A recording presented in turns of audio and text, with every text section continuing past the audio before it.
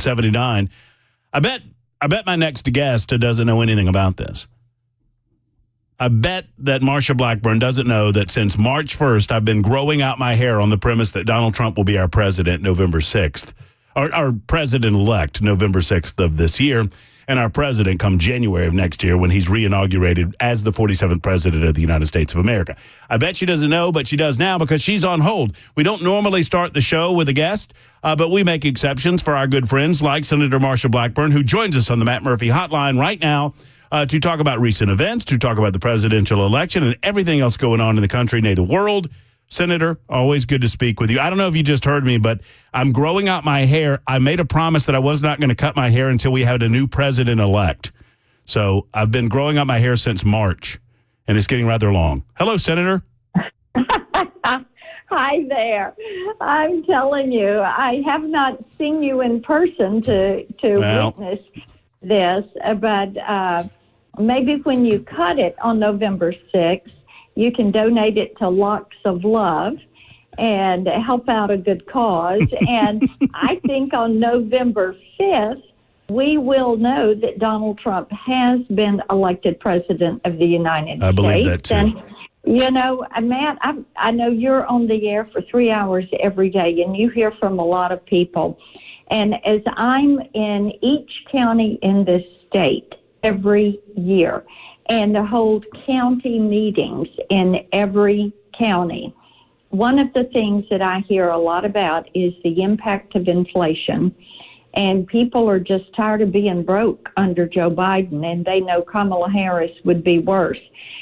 They are law enforcement in every county in this state will tell you they can't do their job until that southern border is secured because of the impact of illegal immigration and drugs and gangs that are coming into communities, how it is elevated crime and is causing damage in communities, and then also the impact of human trafficking and sex trafficking.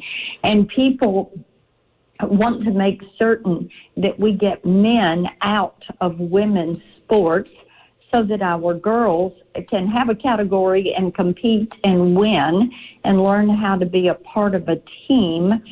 And they're just really frustrated with the lack of respect for the American taxpayer and all of this out-of-control spending.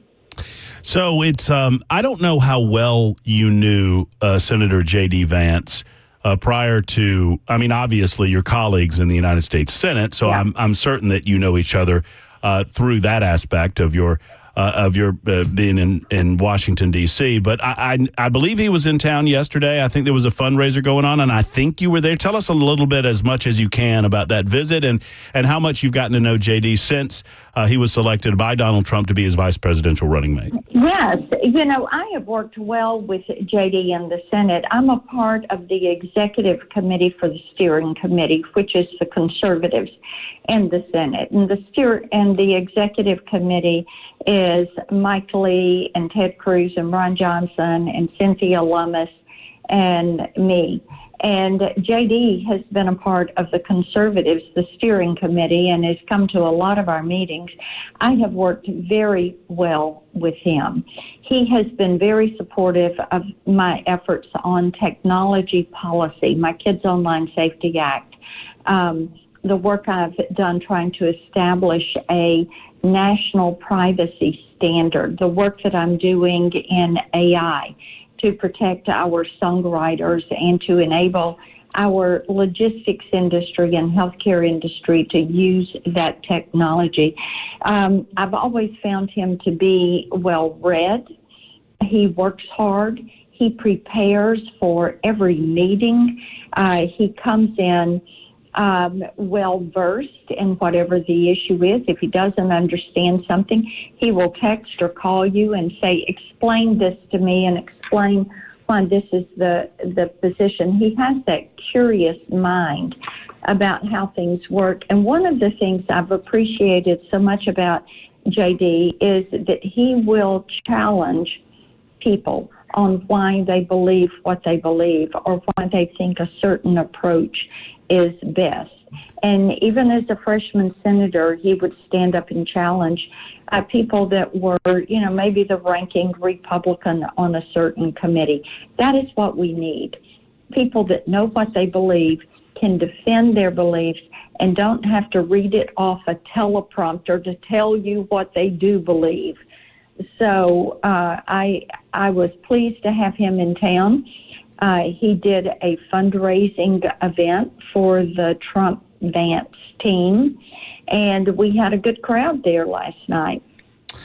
So there's a lot of concern. As I talk to people, you mentioned 3 hours a day, Monday through Friday, there's a lot of support and there's a lot of enthusiasm for Donald Trump. There's also a lot of concern that the liberals learned a little bit in 2020 in terms of their playbook, how they can manipulate the system. And I understand that 2020 was a one-off, and there's a lot of consternation about how all of that happened, and then it all culminated on January 6th. And you know well that story.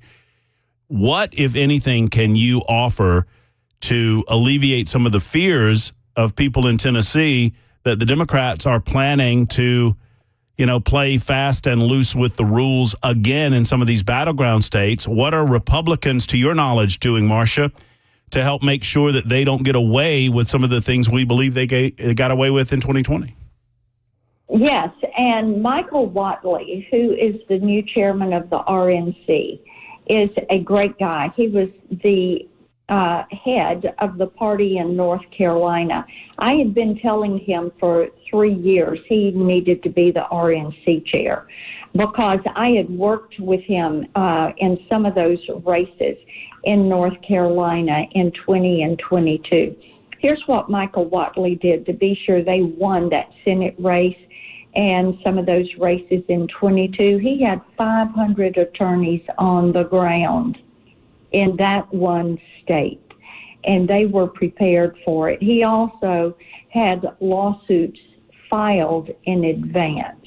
So he's taken that template to the RNC, where they need to be filing a challenge on the front end. They are doing it. The Supreme Court has stood with states like Arizona won a big one last week. They can require ID. There also are, the states have had to go in and clean their voter rolls. And we have Georgia that removed like 80,000 people. You had, I forget the number in Texas that were removed from the ballots. Michigan had a lot that were removed from the ballots because these people were deceased or they had moved out of state. They don't need to be getting a ballot in the mail. So the Constitution delegates to the individual states the right to determine the time, place, and manner of elections.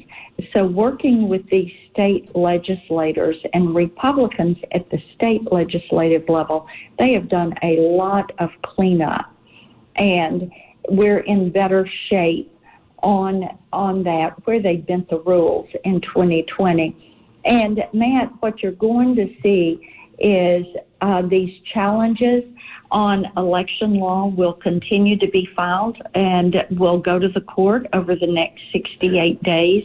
And that puts some constraints on some of these bad actors. And I got to tell you, I love how Trump talks about this. He'll go through all the things I've just mentioned, and then he will say, but we've just got to make this too big to rig. Mm-hmm. And I think that's exactly right, which means you've got to get your vote count high enough that you're outside of that margin of error. It's, a little something about being a female in what has traditionally been a male-dominated space, less and less so as the years go on, as more and more women are involved in and are elected to positions in political office. I'm amazed that Kamala Harris feels the need to have her vice presidential running mate sitting beside her in her first, after 5 weeks, sit-down interview with any media organization. Obviously, this is a very friendly media organization in the form of CNN. Does that surprise you? I mean, we do these interviews often. I know that these are friendly interviews in as much as we agree most of the time, Marcia, but I'm just amazed that they don't understand the importance of her standing on her own in front of a questioner. Were you surprised by that? I cannot imagine saying I am incapable of doing an interview without a wingman. I mean, if you need a wingman to sit down and do an interview, there is something that is wrong there. But Matt, look at how she is flip-flopped on just about every policy, whether it is health insurance, whether it's the Green New Deal, whether it is the border. She was named the border czar March 21st or March 20th of 2021. And she has been against the border wall, has spoken about it as a vanity project. She has said that she would raise taxes on businesses. She's going to raise taxes on mom and pops, that people that file as a pass-through entity and their gross is maybe $400,000, but by the time they pay expenses at that local dress shop or restaurant, their take-home is going to be about $50,000, but they're going to have to pay this tax hike. She is for a tax on unrealized cap gains, which would be an accounting nightmare. And she is for all of these things that now she is denouncing. I said, it's the end of summer and we've all worn our flip-flops out, and this woman is wearing them out in record time. She is flipping and flopping on these issues so fast. So I guess the VP is there to help her keep track of her new positions. I've said Senator Marsha Blackburn, our guest, for a few minutes as we discuss the upcoming presidential election. Obviously, the game is on. We're less than 70 days out now, and early voting will start before you know it. I believe that this will be decided among 5 states. I mean, obviously, Tennessee is a red state. Tennessee's going for Trump. Tennessee is going to vote you another term in as our senator representing the state of Tennessee. I know you've got a contest ongoing, and you're not taking anything for granted. That said, right. I believe it's Georgia, it's Michigan, it's Pennsylvania, it's Wisconsin, it's Arizona, maybe a Virginia in there. Is my analysis about right in your estimation? And what do we need to see over? I feel like we win on every issue, we win on every idea, we win on every concept, which is evidenced by the fact that Kamala Harris continues to flip-flop and take up Donald Trump's position on so many of these issues, to include energy, to include border security. Well, you're right about that. And, she is just all over the board on these things. So she's going to continue that. We are going to focus on all of these states that you mentioned. Trump is also up in Pennsylvania. And when you look at Pennsylvania, Michigan, Wisconsin, Arizona, maybe Virginia, he is up in Georgia. These are all states that he could win. My goodness, he's even doing well out in New Mexico because the issue there is oil, gas, and fracking. And people are looking at what they're paying at the grocery store and the gas tank. They're thinking, this is crazy.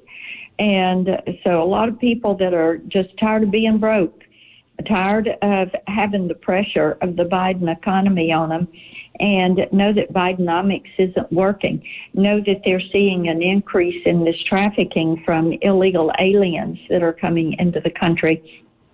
These people are going to go vote. I think they're going to be quiet. And if it's enough in those states to flip those states from blue to red, I don't know. But I can tell you this, we're taking nothing for granted.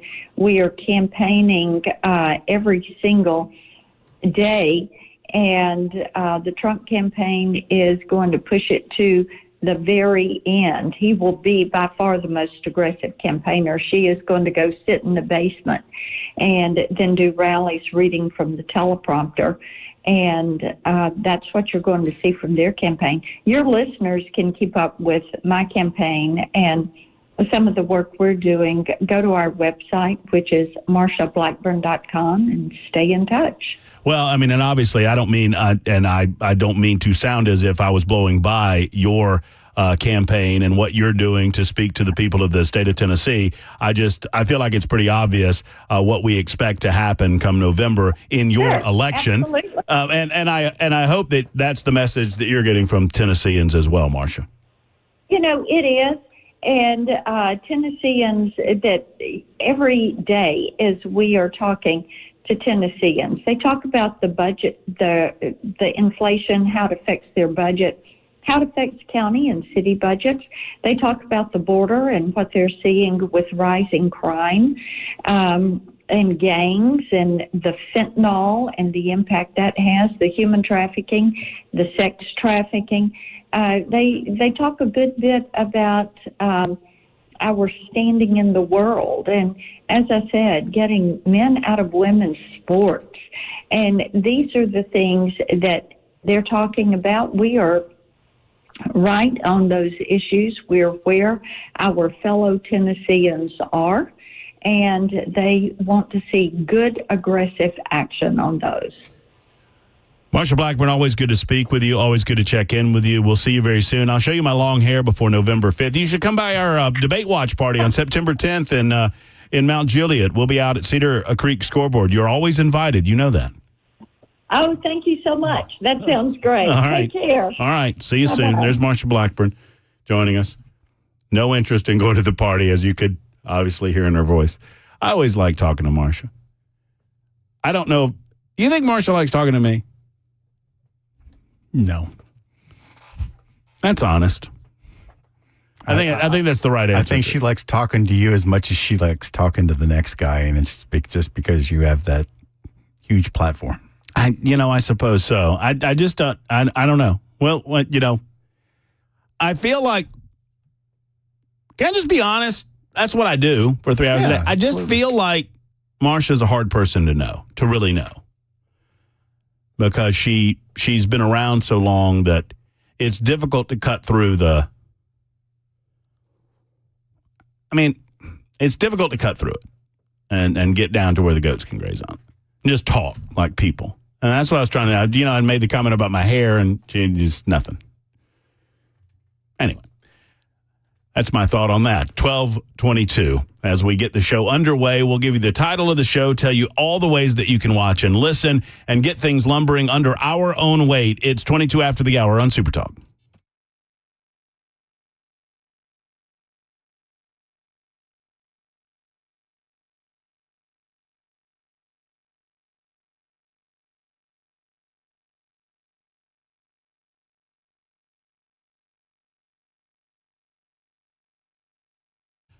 Most of the information that you get about investment comes from people selling particular investment products. What do you think they're going to do when they're selling a particular product? They're going to angle you toward that product, right? When sometimes that's not in your best interest. Paul Winkler does not do these things. Paul Winkler acts as a fiduciary. That means they not only educate you, they keep your best interest in mind first, middle, and last. In fact, they align their interest with your own. They also educate you on the process. That means that you don't come into this thing half-cocked. You understand what you're doing with your investment portfolio as Paul Winkler is helping you out. Now, I am paid to talk about Paul Winkler on these visits that we have with Paul Winkler, Inc. on a daily basis, but I'm not paid to be a client. I love being a client of Paul's, and I think you will too.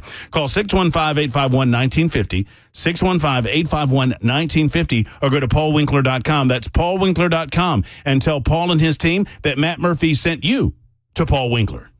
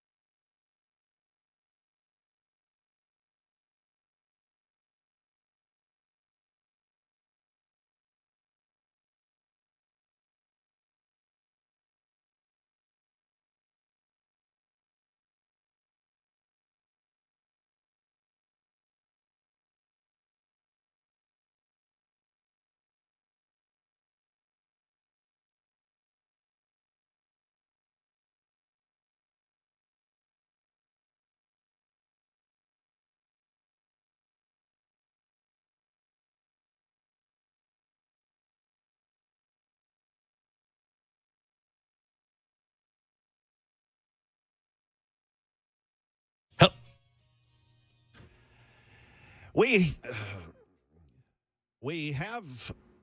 have now a bit of a traffic situation. The right 3 lanes blocked in Smyrna, I-24 eastbound, right before exit 70. That's the Almaville Road exit. A vehicle fire there has that going on. Traffic backed up about 4 miles. So if you're headed toward Murfreesboro, well, be forewarned. Anyway, we'll have the news stories, headlines coming up for you here at 12:30 on Super Talk 99.7 WTN. Look at Mr. Harper, a little traffic situation in the studio, too.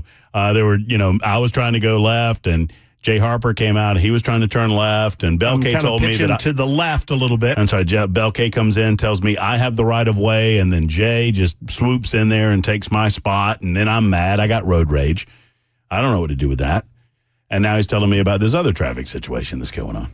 Yeah, it's like eating edibles and trying to direct traffic at a Grateful Dead concert. Who told you that I was eating edibles today? Oh, I was talking about myself. Oh. You jumped to conclusions there. In other words, I should probably be quiet now. It's 12:28, Super Talk 99.7 WTN. So here's the deal. Oh, all the phones were blocked out. Here, they're unblocked out now. I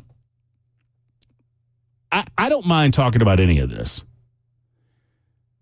Every time we have Marsha on, and I don't dislike having Marsha on, and I think Marsha is a consistent conservative vote, and I've only been here since December of 2021, and I try not to presume to know what happened prior to December of 2021 in Nashville or in Tennessee, because I didn't. I was not paying enough attention to know. But I'm going to peel back the curtain for you for just a moment. Each time we have Marsha Blackburn on, there are a group of people that come out of the woodwork on the membersnutrition.com super text line, and they demand that we talk about the election of 2020. They demand that we talk about the certification of 2020. And I'm here to tell you, I'm just not going to do it for a couple of reasons. And I don't begrudge you being upset. I appreciate every one of you. I was not here. And so all I can tell you is I was not here. I'll give you an example. And there are several examples on the membersnutrition.com super text line. I hope you have the bleep to ask her why she lied to every Tennessean on January 6th. She ran like a coward. I supported her in every election, but never again. Treat her as you would a frickin' Democrat. Don't kiss her bleep.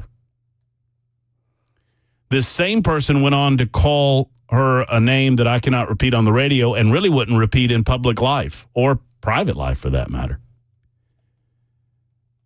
There are several other comments along these lines about the contest, the election, overturning the election, etc. And Sean, this person that wrote this, went on to say that nobody's got the balls to press her on it. A couple of things. Number one, I don't know what commitments were made and what commitments were not made.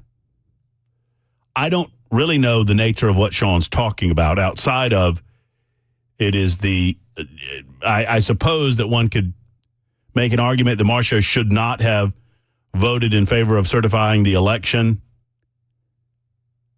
But that's not,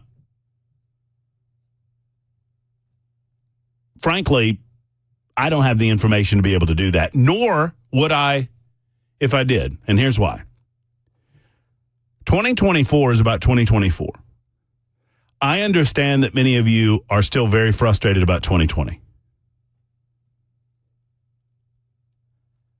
I understand that many of you who were here are very upset with Marsha Blackburn and feel like she and Bill Hagerty betrayed you in 2020. And if that's the case, I would encourage you to vote for a socialist named Gloria Johnson for United States Senator. Or don't vote at all. You see, the wonderful thing about American democracy, the wonderful thing about our representative republic is that you get the opportunity to have a say. And by the way, you can call me at any day, at any time between noon and 3 and talk to me about this. But you don't. You hide behind your keyboard and called me a coward for not asking her about something that I didn't have anything to do with. So I'll push back on that narrative. Secondarily, if you really want to win in 2024, I would encourage you to focus on 2024 and the presidential election that's in front of us right now. What are you doing to win right now? What are you doing to win today? You can suck your thumb or whatever it is you're sucking about 2020 all day long and twice on Sundays. What are you doing today? Now, if you're frustrated with Marsha, I get it. I don't begrudge you that. I don't begrudge you being frustrated with any of your representatives. Exercise your right to free speech by calling this radio show and exercise your right to vote. It's 32 after the hour.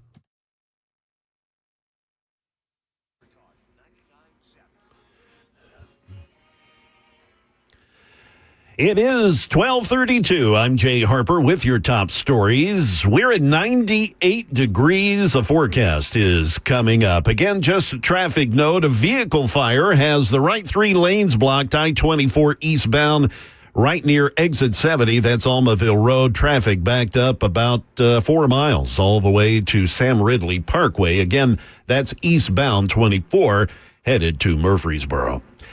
Lebanon police, you may recall we mentioned this yesterday. They had shut down Aviation Way in Lebanon yesterday for an extended period of time. Well, officials later confirmed that an off-duty Lebanon police officer was killed in a motorcycle accident there. The department later confirmed that Officer Brendan Myers was the one killed in the crash. Myers was a 3-year member of the Lebanon police force. According to a crash report by Highway Patrol, Myers was traveling west on Aviation Way on a Suzuki motorcycle when he lost control of the bike, ran off the road, and hit a fence that resulted in fatal injuries. A new report in the Journal of the American Medical Association suggests that a lot of women could benefit from additional breast screenings if they meet certain types of physical criteria. More than half of all women over the age of 40 have been told when they get their mammogram results back they have dense breasts. It's a term to describe when someone has more fibroglandular tissue than fatty tissue in their breasts. Dense breast tissue shows up as white on a mammogram, the same color as cancer, making it harder to detect. New studies suggest that those women might benefit from an MRI or an ultrasound in addition to getting their regular mammogram. That is the latest news. Weather is next. I'm Jay Harper, WTN News.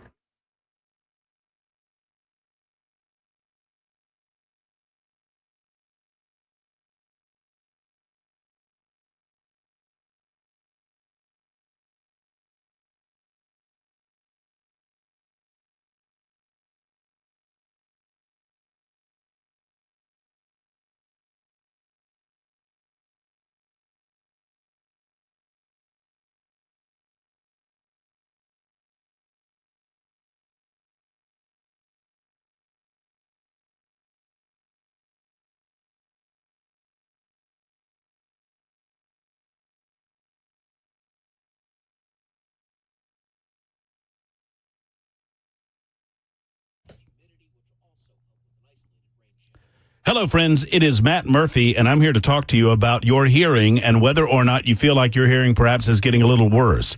Let's discuss Brentwood Hearing Center together. Brentwood Hearing Center has been available almost 4 decades now, helping you hear better, helping the population of Middle Tennessee hear more clearly, and helping you during conversations where you might feel challenges. Do you get sidelined sometimes having dinner with family and friends?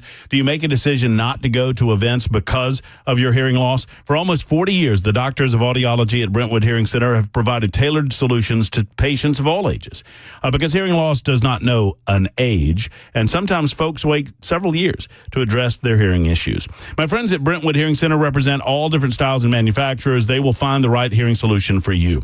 Give them a call at 615-377-0420, 377-0420, or online at BrentwoodHearingCenter.com. Better hearing for a better life.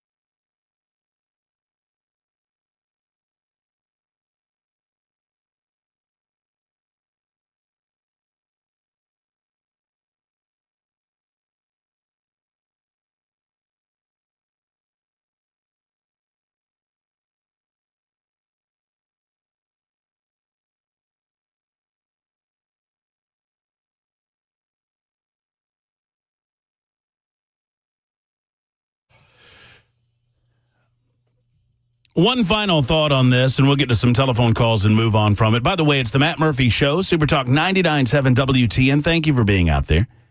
We appreciate you. If you're out there, as in out of doors, it is hot. My goodness gracious, it's hot. Jason writes in and says, if it gets any hotter, I'm going to have to put on my thong and bring out the pasties. Perish the thought. By the way, Jason also said this, and Jason is one of our funniest super texters. There's no question. You know, did anybody hear me invite Marcia to our debate watch party? Did you hear that, Bill? Yeah. I invited her to the watch party. What did she say when I invited her? She gave a very, very evasive answer that was both positive yet completely unconfirming of anything. Right. I think I remember her doing this. It'd be fun. Uh-huh. That's so nice of you. Yeah, it sounds like fun. Jason writes in and says, I say there's a greater chance of Marcia showing up to the debate watch party than Bell. That is true. That is absolutely true. And I do also want to say that Jason is not just one of our funniest super texters, but he's also a liar because we both know he's not going to wear pasties. That's probably true. If he does show up at the debate watch party, I would request pasties, please. Thank you. Here's my sincere question for the haters on the membersnutrition.com super text line that come out of the... by the way, I never ask Marcia to come on. You don't have to. They reach out to me. And I don't really ask any political figures to come on anymore. I don't know if you guys have noticed that. I have requested an interview with Andy Ogles recently because Andy has gone MIA. And oddly, no one within his inner circle is able to tell us where he is or what he's doing. He's gone MIA since the FBI took his phone. But other than that, I've kind of stopped. I mean, because frankly, I think it's a waste of time. Now, well, no, let me take that back. I don't think it's a waste of time in as much as there is a possibility to get fairly valuable information. I would rather talk to you, is what I should have said. That said, when the senator calls and wants to know if we have any time for her, I typically make time. Same with Haggerty, same with some of these other political figures in the state of Tennessee. So I wonder for those haters that come out of the woodwork when we do have someone like Marcia on. I don't remember this. Did she have opposition in the primary? I think she did. I think it was a Trey Wiggum. Yeah, that sounds right. Something close to that.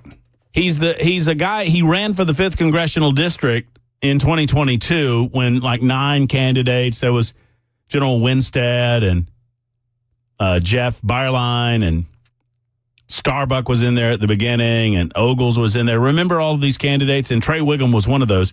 I think he was a part of, I think he ran against Marcia in the Republican primary. And good for him. Rising tide lifts all boats. It occurs to me that the vast majority of the state of Tennessee either does not fault Marcia Blackburn for her decision-making post or during January 6th and or have forgiven her. Some have not. I would recommend to you that you don't vote for her or that you don't vote at all in that election. 8626 says she made a promise to President Trump and the voters of Tennessee, which she reiterated hours before the January 6th vote. Then she, as did Haggerty, broke her promise and justified it by the insurrection. When she or her staff are asked about it, they excoriate and belittle the voters for, quote, not knowing or understanding the issue. She refuses to take calls or return correspondence from my county Republican Party because we signed a public censure of her, as did dozens of county parties in the state. Well, 8726, here's what I would ask of you. And this is a sincere question, has Donald Trump forgiven Marcia Blackburn for her actions on January 6th? Yes or no? Do you believe in Donald Trump? Do you support Donald Trump for president in 2024? Yes or no? And if you do support Donald Trump, and you do believe, as I do, that Donald Trump has forgiven Marsha Blackburn for whatever she did or did not promise, then why aren't you? You don't have to. It's just another way to look at it. Anthony is next in Nashville. Anthony, thank you for your call. How are you? Well, how about you, bud? I'm well, thank you. Dealing with all these crazy folks I see. Anyway, regardless. I was just, I think there was an article that came out today, but it's backdated. It's not backdated, but it was referenced to a judge we have here in Nashville who could have, it was the Smoking Thighs owner, I believe it was, that died recently or was killed. And the suspect was a illegal migrant. You can look it up on Daily Wire. It's up there as well. But the judge, his name is Todd. Turns out there were 3 other charges on there. That Wait, what is the judge's name? Judge Todd. Okay, and you said an article came out. Where did an article come out? On the Daily Wire. Okay, all right, cool. Just so you can look it up and type it in there, you can find it there. Yeah, you ever try? I just happened to see it today, and it was a few months ago, and I don't know how big of a notice it got around when it happened, but yeah, I was trying to make it publicly known that whenever his reelection, I think considering he's an elected judge, so we can vote him out whenever his reelection is. But yeah, he had a hand in planning to that man's death because he had charges on him that could have. Well, I'm speaking in because he didn't hold the criminal accountable because he dropped charges on him that would have kept the man in jail. So just wanted to bring light to that. So. Okay, Anthony. I'm glad that you did. I don't know that I completely understand it. I need you to. Well, I'll tell you what. I'll give you another. I can read the article. Okay, go ahead. No. I don't want you to read to me. What I want you to do is explain it to me in a way like 50 words or less. I have no knowledge of what you're talking about because I don't. All right. So just explain it to me. Don't reference article. Just okay. What are you calling about? A Nashville owner. Oh, I'm calling about a judge who needs to be removed from his position. These Democrat judges. Okay. Allowing criminals to go away scot-free and dropping charges. That's the main gist of everything. Okay, and this judge is a Judge Todd? Judge Jim Todd, yes. Jim Todd. And this is a judge in Davidson County? Division 6, whichever, yeah. Is that, I'm trying to think which division is he up for election. I think it's Division 6. I'm looking at it. Davidson County General Sessions Court? Yes. Mm-hmm. And I just want to make a note that whatever his reelection is, he's one of those that needs to be highlighted, primaried, and out of there. All right. Well, very good. Yeah, he allowed a criminal. He dropped charges for a criminal that later went on months later to kill a Nashvilleian. So, well, then obviously I'm right there with you as you explain it to me. I'll do a little more research on it and bring it to the people, Anthony. And I appreciate you listening, and I appreciate you calling us up and offering that little piece of information. I'm not familiar with Judge Jim Todd, but he is a Division 6 Davidson County General Sessions Court judge, and as related by Anthony there, apparently was involved in allowing somebody to be released from jail. I mean, a lot of our Davidson County judges, a lot of our judges in general have allowed themselves to be caught up in this easy release, no bail, little bail. I mean, we're even seeing it in the state of Tennessee. It's much worse in California. It's obviously much worse in a state like New York, which passed a no bail legislation. But it has come to the state of Tennessee in certain areas, particularly in Nashville and Memphis. Deborah is next in Franklin with a thought on free speech. Hello, Deborah. How are you? Hello. Yeah, I'm doing great. Good. I caught the tail end as I was tuning in. I caught the tail end of one of your conversations. Are you there? Are you still there? Sure. Okay. Well, and you mentioned free speech, and it made me think of something that I've just experienced actually in the last couple of days. And then while I was waiting my turn to speak to you, you asked, are you going to vote for Donald Trump? And how do you feel about Donald Trump? And so I thought, God, that's two subjects right now that really hit home, because Actually, I'm a songwriter, and my name is Deborah Allen. And I wanted to tell you also, welcome to Tennessee, a little bit belated welcome. But oh, thank you. Thank you so much. You're welcome, and thank you for the great job that you do. But I have a lot of feelings about all the things that stir up people's emotions. They stir mine up, too. And I write a lot to myself. I never really publish anything about it because there's sort of a unspoken golden rule, I think, in the music industry that, you better not, it's best not to write or about something political. And because you'll lose half your audience.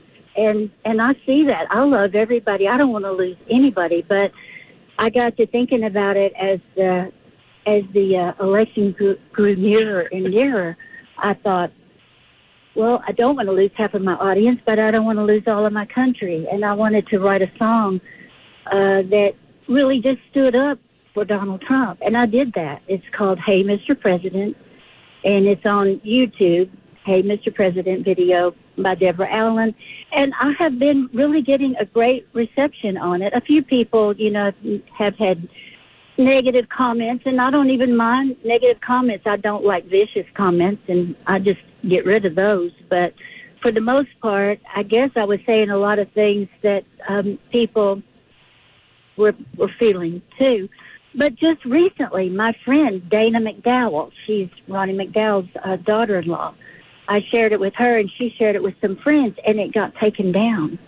And then I was just talking to my other friend's wife. Her name is Deborah Ann Wright, and she is the wife of another great songwriter and singer named Curtis Wright. And she loved it and shared it with some friends, and it got taken down. And I thought, gosh, I feel like I'm feeling the tip end of the kind of censorship that could come along with, a poor choice for the next 4 years. I know a lot of people have different feelings about Donald Trump, but I think he's a good person, and he certainly was great for our country. I understand why someone in the entertainment industry would feel consternation about publicly supporting him because, sadly, most of the entertainment industry doesn't want to. They're afraid of it, and I get that, Deborah. I've got to move along. I appreciate the telephone call. But here's what my advice would be to you. You be yourself, you be true to yourself, and don't be ashamed of your views. And don't fall into this trap that liberals set, that somehow if you support Donald Trump for all of the good that he brings to the United States of America, that makes you a bad person.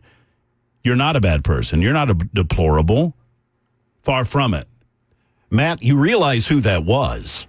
I do not. 1983, Deborah Allen, Baby I Lied, got to number 4 on the country charts. That was a monster hit. And, you played that country music way back when. I'm willing to bet you played that song. I bet I did. Yeah. I bet I did. Yeah, Deborah, she was you're very kind great artist. And don't be afraid of it, Deborah. I get it. I understand precisely why you say what you say, but I'm just here for you. I'm here to support you, and I'm here to tell you nobody gets to define who you are and how you feel about these things but you. And don't be afraid.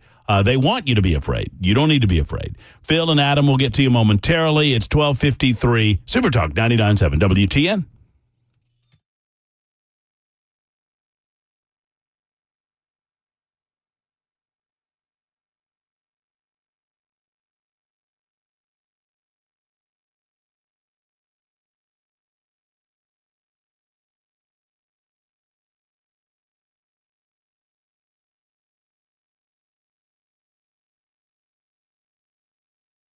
Hello, friends. Matt Murphy for the Dr. Gill Center for Back, Neck, and Chronic Pain Relief in Franklin. When you go into the Dr. Gill Center, you'll find Dr. Wendy, Dr. Dominic, Dr. V, and other chiropractic care physicians ready, willing, and able to serve you.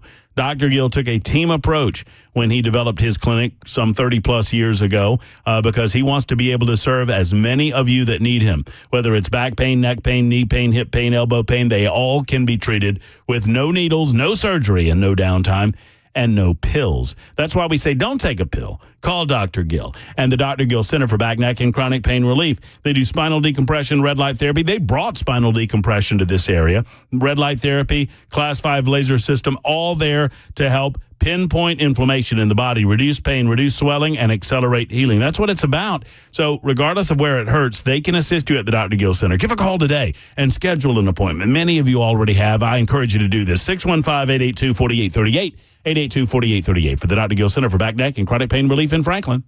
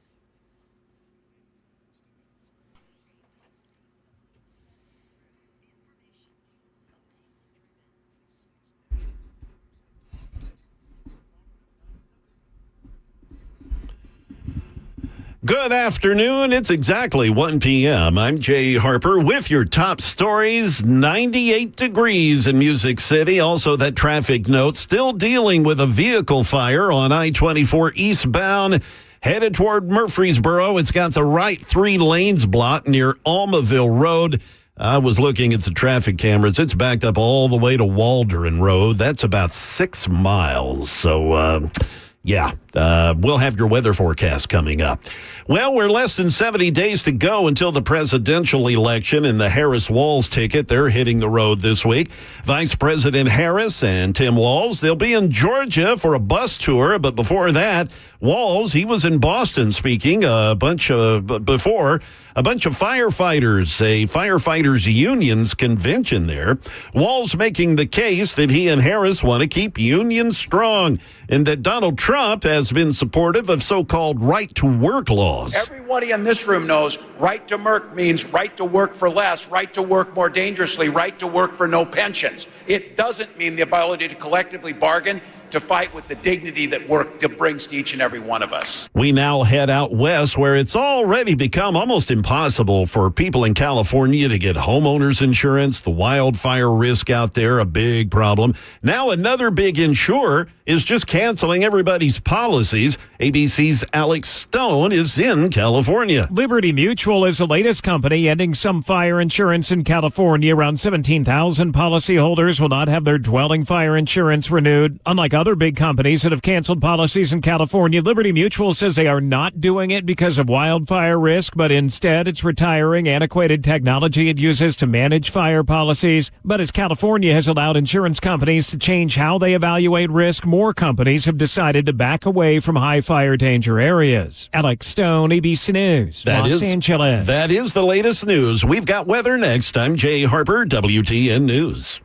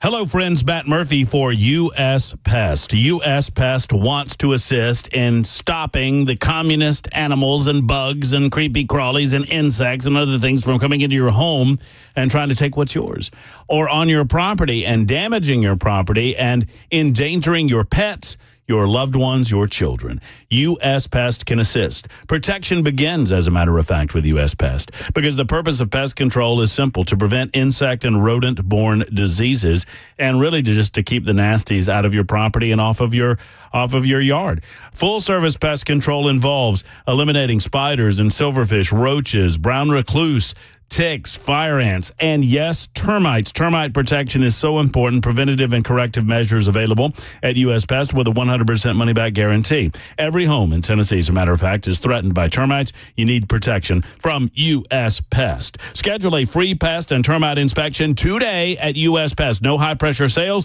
They just want to assist you in any and all of your needs. Call 590-1260. That's 615-590-1260. Or go to uspest.com. That's uspest.com.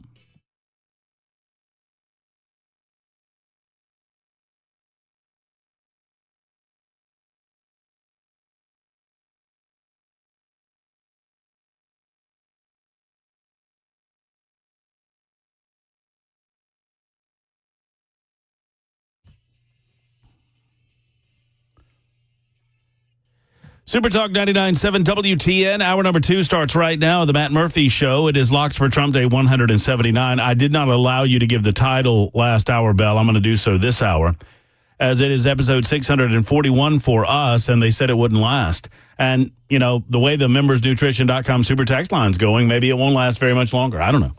One way or the other, we're happy to be with you on a Wednesday edition. Much to discuss. Kamala Harris and Tim Walz sitting down together for an interview. It's called the first joint interview. Well, it's her first interview as a presidential candidate, and she's decided to sit down with Tim Walz with her, which is very odd. We'll discuss that in just a moment. We'll take your telephone calls as well at 615-737-9986, 615-737-9986. I also want to readdress a subject that we brought up briefly yesterday, and that is Mark Zuckerberg. And to make sure that you understand, I'm not defending Mark Zuckerberg in any way. I don't like Mark Zuckerberg. I don't like Facebook. But I'm wondering if we give him any grace whatsoever in as much as he's coming clean now about how he was used then by the Biden administration. I blame the Biden administration a hell of a lot more than I blame Facebook, although there's plenty of blame to go around for Facebook as well. So we'll discuss that this hour of the show, too. Cameron Smith, our good friend and member of Conservative Closet over at the Tennessean, will join us in the 2 o'clock hour. 615-737-9986. Bell K's behind the glass, making sure that everything that comes out of our speakers sounds as good as possible. He chooses not to participate on several of the platforms that we offer for you for consumption, such as Super Talk Television, YouTube, Facebook, Twitter, Twitch. I say he doesn't participate. He's not on camera, but he does at very least offer us a title, one that I normally get to in the Libertarian lunchtime hour, so oftentimes you don't hear this right now.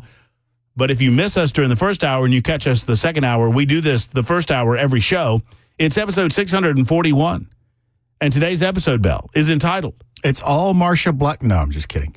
Matt Murphy, 3 hours of political talk, all approved by the Biden Justice Department. If there's one thing that, thank you, Bill. If there's, I want to say one thing about last hour, because I've gone back and forth. If you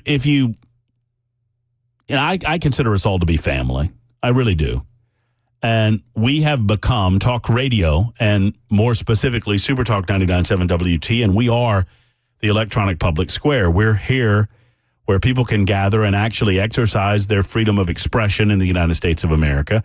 You can exercise your free speech, and with very little limitation, we can have a discussion about just about anything you want. Just about anything you want. Now, there are a few limitations on us by the Federal Communications Commission. I wish there weren't, but there are. But not content related, just almost specific to words and language. There are certain words we can't say because we are considered an intrusive medium. Anyway. We can talk about anything and everything you want. But I'm getting to the point where I just have to be honest with you. I'm thinking about not having any politicians on ever again.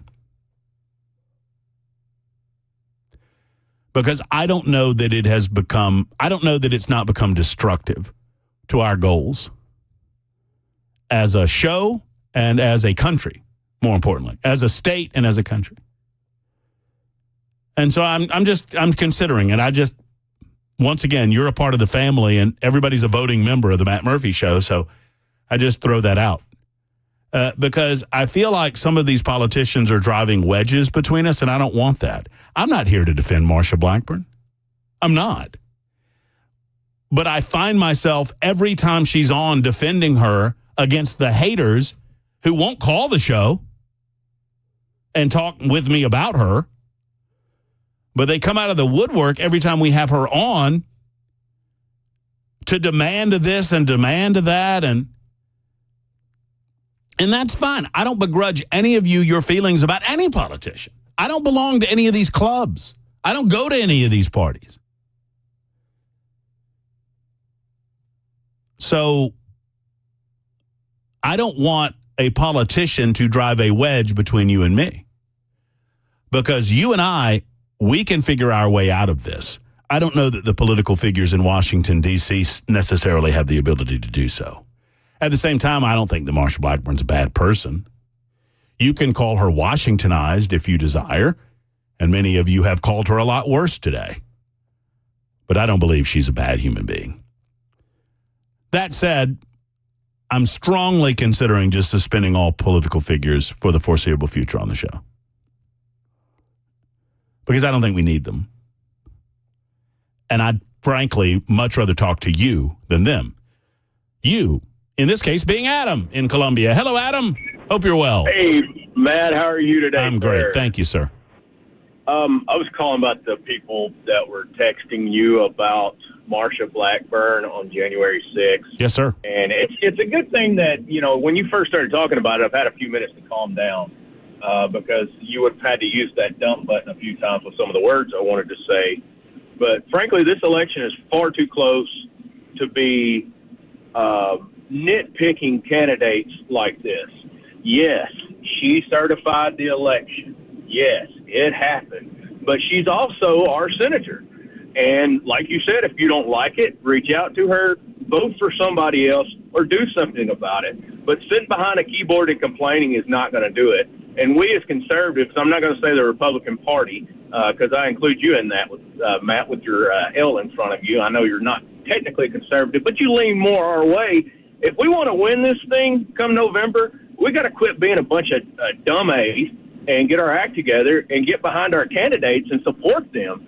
And if you don't like it, come time for primary, get rid of them. But until then, shut up and vote for them and support them.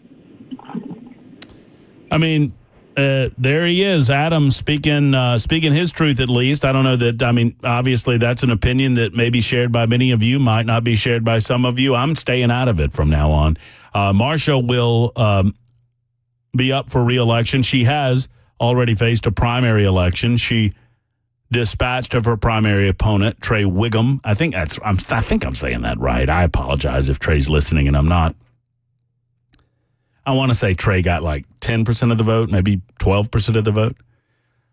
I expect that Marsha will beat Gloria Johnson somewhere in the neighborhood of, 63-37, something like that. And for some of you, that will not be enough, and that's all well and good. The real enemies of the United States of America are the socialists that want to transform this country. I'm speaking. Yeah, there she is. I'm speaking. Yeah. Okay. You call them out of the woodwork and they come. And that one there that you just heard from is sitting down with CNN in 30 hours and 47 minutes. I know the exact time because they have a counter on their screen right now. The first interview happening tomorrow night, 9 o'clock Eastern time, 8 o'clock Middle Tennessee time, where she sits down. Kamala Harris could not be bothered to sit down by herself, and so she's bringing along. I just am fascinated with this dynamic that she's bringing along Tim Walz to sit down with her. Why? Can she not manage to do it herself? No. Well, she's done interviews in the past herself. Have you watched him? Yeah. She is a terrible interview, and he is there, I think, literally to help guide her through the interview. Won't we see that? Won't that be? I mean, I don't think that would be as bad as her doing it solo in terms of the optics. I don't know. Maybe I'm wrong. Maybe you're right. I mean, maybe this is a better option, but if this is the only option that they have, then things are going to get pretty bad pretty quick. And is Tim Walz going to go out on stage with her and be on stage with her September 10th when she debates Donald Trump too? No, it'll just be in her ear. Maybe. I don't know. How odd is it, though, Matt, that this interview has become so important and so special that CNN has a countdown for it? Normally... Yeah, I mean, right. I mean, Donald Trump has given how many press conferences? He does any and all sit-down interviews asked. He goes into enemy territory. He's sat down in front of the National Association of Black Journalists in Chicago, Illinois, knowing how vicious some of that questioning would be, and it was absolutely vicious. And he called it out as such. Donald Trump sits down in front of anyone and everyone that will listen or talk with him, And Kamala Harris has set this up as being such a special deal, and the media just goes along with it. Is ABC and CBS and NBC, they're just going to sit around and not get an interview with Kamala Harris before debate day? Now, I didn't think she would even do this early. I predicted that she would wait, try to stretch it out until beyond the Labor Day holiday, and even maybe beyond the next debate. We were talking with Brian Wilson about that yesterday, and Wilson was correct. Wilson thought that they'd do it maybe on a Friday. They would dump it on the Friday in order to spike it over the Labor Day holiday, and they actually came out even a day earlier than that. So he was a heck of a lot closer than me. I don't know how you turn him being there to, quote, assist into a positive if we're trying to empower women. Makes no sense. Tim is in Nash with a thought on Marsha Blackburn. Speaking of female politicians. Hello, Tim. It's Ken, and thank you so much. I apologize, Kim. It's Tim on that's all right. I appreciate you taking my call, Marsha Blackburn. And you made a comment about the enemy was the socialists. I think the enemy is in Washington, D.C., and they allowed the socialists to come in and take this country over. In fact, if you read the 10 planks of communism, you can very well see that we implemented all 10 planks in our political system already. So, as far as Marsha's concerned, I don't think she's any different from anyone else up there. I think they're all the same. I think it's self-serving interests, quite frankly, because I don't hear any politician saying we ought to, stop having these absorbent, expenses and paid for these perks that they have, and they have the lobbyists, and they have a taxpayer's retirement plan. So you've encouraged people to make a career out of running for office. That's what we've done. And if you want to blame anyone, blame the ignorant voters, because most people don't even read the Constitution. Or most of them never read Communist Manifesto or War and Peace or Tragedy and Hope, and any of the books that tells you about the issues that you're going to have if these ignorant people keep voting for these communists and socialists. That's my and Marsha, I think she's in there with them. I mean, I don't see her any different from anybody else up there. I think they're all the same. That's my opinion, and thank you so much for that. Hey, Tim, hold on a second. Do you think Donald Trump's the same? I'm going to vote for Trump because I voted for him the last time. I don't see any other choice. Both of the last times? The first time, I didn't vote at all, and because I was in the transition of moving, which is unfortunate, but I usually vote every election. I don't vote necessarily. Most of the time, I would not vote for a Republican or Democrat. I'll vote for an independent or a member of the Constitutional Party, which I wish could get some foothold in this country. I don't know. I see the same thing happening, self-serving interests.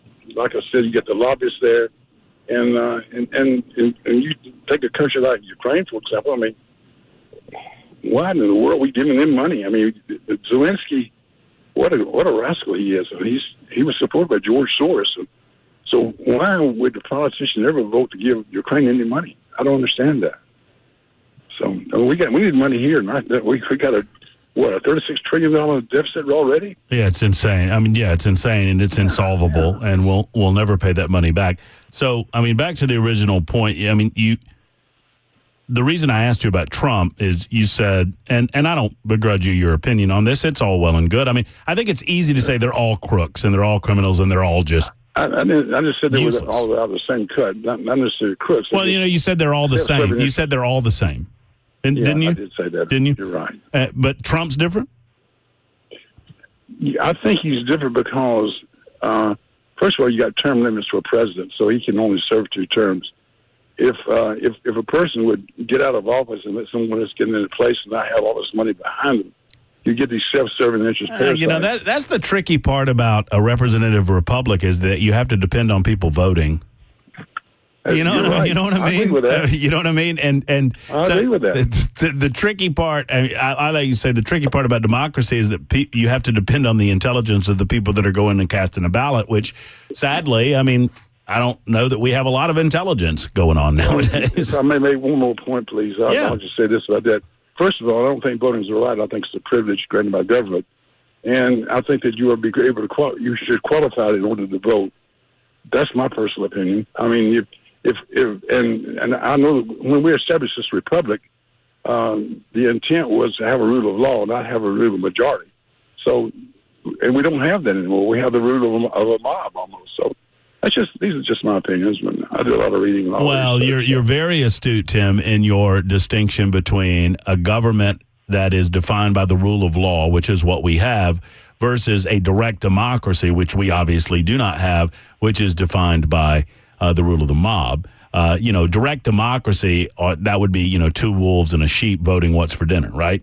The rule of law. Very good point. That's funny. I mean, the rule of law sets up the standards and that we are to abide by, and we abide by those very standards. So, we're supposed to abide by them. The Sixth Amendment says, we're supposed to have equal protection of the law. I don't see equal protection of the law in many respects. I see the politicians getting by with a lot of things. I see assassinations. I see a lot of things going on internationally. I see a lot of things going on, and no one is punished. No one is held accountable. So, but if I were to do some of these things that some of the congressmen and some of these people that with power, they're doing, I get put away for life. It is a very important discussion, but I hear it a lot, and I do it on a daily basis, right? So I hear people say, well, they go up to D.C. and they are Washingtonized. And so there's essentially not, what was it that Wallace said? There's not a dime's worth of difference between a Republican and a Democrat in Washington. Yeah, he's almost killed by an assassin. A lone assassin. Wow. A very lone, crazy assassin. Absolutely. They're all alone with crazy assassins, if you notice. But in our system of government, I don't see those people that could, quote, solve the problem getting elected. And no, if that's the case, then that's on us. That's what I said. I think we have a stupid majority that votes these people, that keep voting these people in. Why would anyone support Harris, for example? I mean, her father is a professor, a Marxist. Her mother's a Marxist. My mother's East Indian. I mean, she's Hindu. I mean, why would anyone put someone like that in office? The answer to that question is a lot of people are simply trying to vote themselves a cut of the largesse of government. Number two, a lot of people that live in the United States of America are socialist. Tim, whether they know it or not. I mean, I'm sorry, Ken, whether they know it or it still says Tim on my screen. Ken, thank you for the call. God bless you. I appreciate it. I got to run. I appreciate the conversation and the call. It's 23 after the hour on Super Talk 99.7 WTN.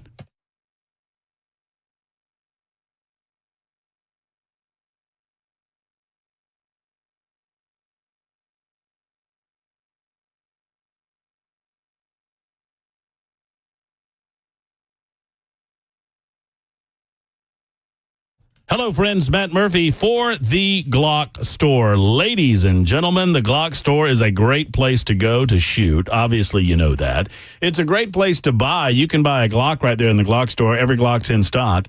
A great place to learn. Every session is a private lesson. A great place to compete. We don't talk about the low-light, no-light competitions very often, but we should. They've got them. And it's now the best place to party around town. I'm telling you, there ain't no party like a Glock Store party, as they like to say. The Glock Store is a great place to find all sorts of celebrations, from birthdays to retirements, corporate team building. Their parties include a VIP room with a full kitchen, dedicated shooting room, instructors available for that shooting room, and depending on the size of your party, they can have multiple instructors for you. Shooting activities designed for every level and every activity. They also include ammo, even in the full auto options. Get your party started by typing in party@glockstore.com in your email, party@glockstore.com. Tell them the time, the day, the number of people they'll be back with a great party planning idea precisely tailored for your event. The Glock Store, my place to shoot, your place to party. Minutes away from the airport and worth the drive from anywhere. It's the Glock Store.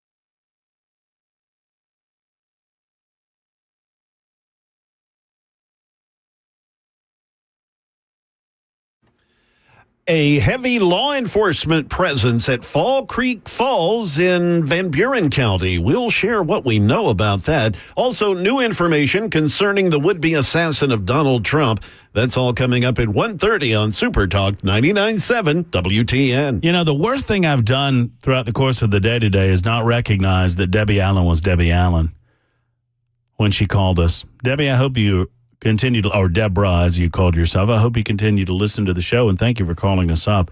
I just got done listening to a little Baby I Lied. Yeah, you remember that? I do. Yeah, I do. what a monster song. It was a little before my time, but yeah, it was a huge hit. I mean, it was still in recurrence when I started playing slinging country music at the age of 15 at WTHO, Your Better Country FM. Well, I met her when she was touring with her record rep on RCA Records. I was working Baton Rouge Country Radio in 1983, and she and Jack Weston came to the station, took us to lunch. She gave me a big old hug when they left, and I'm still feeling it, man. That's great.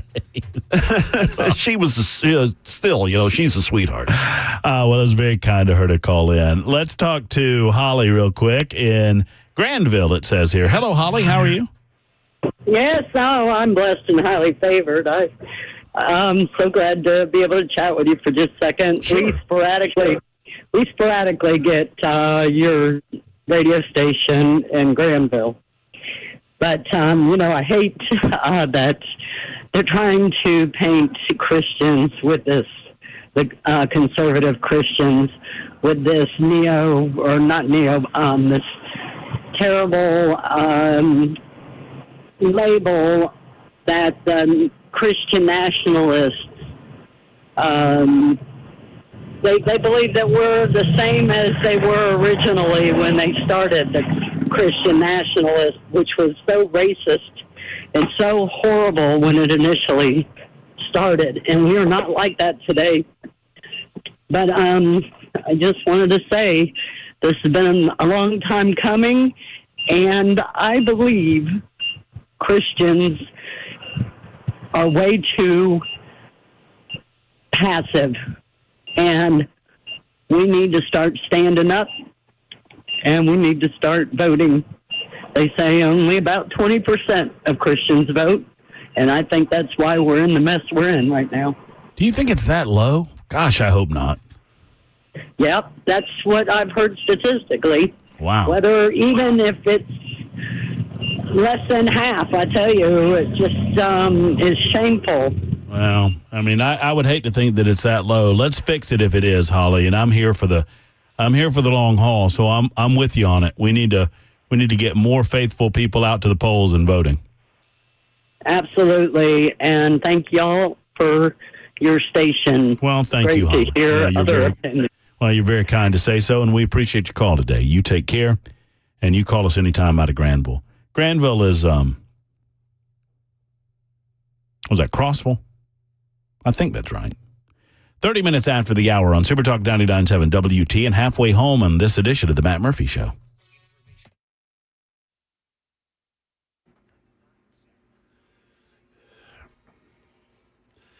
Good afternoon. It's 1:30. I'm Jay Harper with your top story. Still just blistering hot. 98 degrees. That vehicle fire down there on I-24 eastbound near Almaville Road, that's been cleared up, and the traffic is starting to clear out there, so that's good news for those trying to get to Murfreesboro today. We'll have your full hot weather forecast coming up in just a bit. Media outlets reporting an active law enforcement emergency happening currently at Fall Creek Falls State Park in Van Buren County. In a social media post, the Van Buren County Sheriff's Department states that there is an active law enforcement emergency on the north side of Fall Creek Falls State Park. Traffic is being diverted. People are being asked to stay away from that area. No one except emergency personnel are going to be allowed to enter that area there on the north side of the park on Park Road. We'll keep you posted as we learn about what's going on there.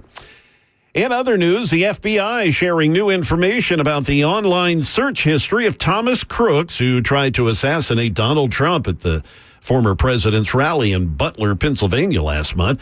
Stephen Portnoy reports. The FBI says it still cannot pinpoint a motive for shooter Thomas Crooks. Kevin Rojek is the special agent in charge of the Bureau's Pittsburgh field office. We've seen no definitive ideology associated with our subject. either left-leaning or right-leaning. Rojek says Crooks seems to have been hyper-focused on Trump's rally as a target of opportunity, adding it's been determined Crooks also searched for information on President Biden's events, as well as the dates of the Democratic and Republican conventions. That is the latest news. Weather is next. I'm Jay Harper, WTN News.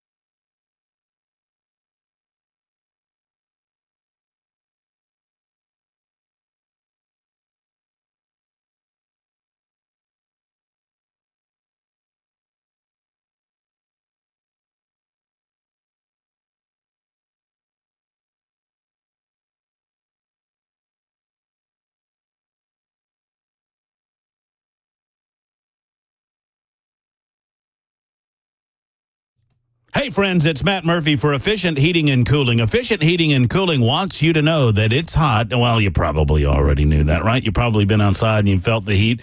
Well, if you come inside and you're still feeling the heat because your AC is not operating as it should, you need to make the decision to call Efficient Heating and Cooling. Let Jeff Eddy come over to your house and check that thing out. I mean, check the AC out because, after all, it's not going to get better on its own. And if it's struggling during these hot summer months, the odds are it is perhaps reaching the end of its life cycle. Now, Jeff's going to tell you whether that's occurred yet or not, and you can trust when he tells you if it's time to replace. And if it is, they're an Elite Pro partner with Rheem. EfficientHVAC.net, that's EfficientHVAC.net, or call 615-784-4424, 784-4424 for our good friend Jeff Eddy and the great gang at Efficient Heating and Cooling.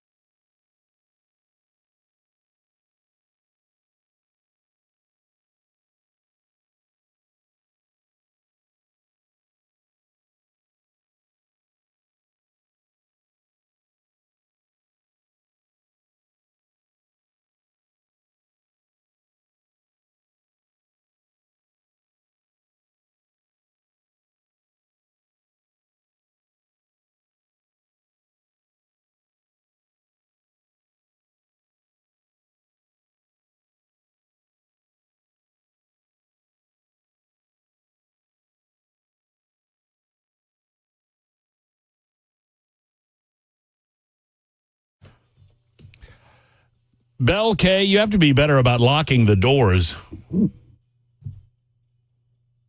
Hey, I'm the one who stole his key card. Did you? No. Well,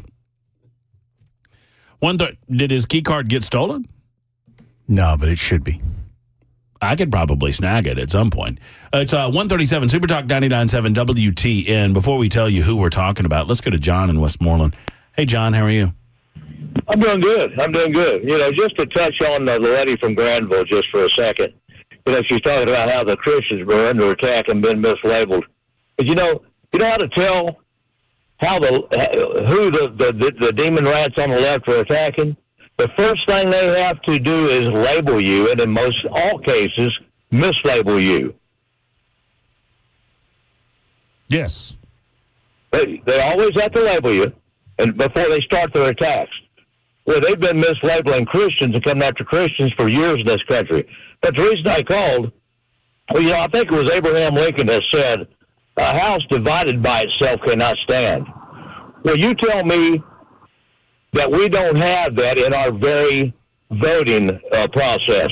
Why is it that a man that trucks himself off to work every day and pays the taxes should have the same equal vote to some dirtbag that's laying on his butt drawing a welfare check that has no skin in the game?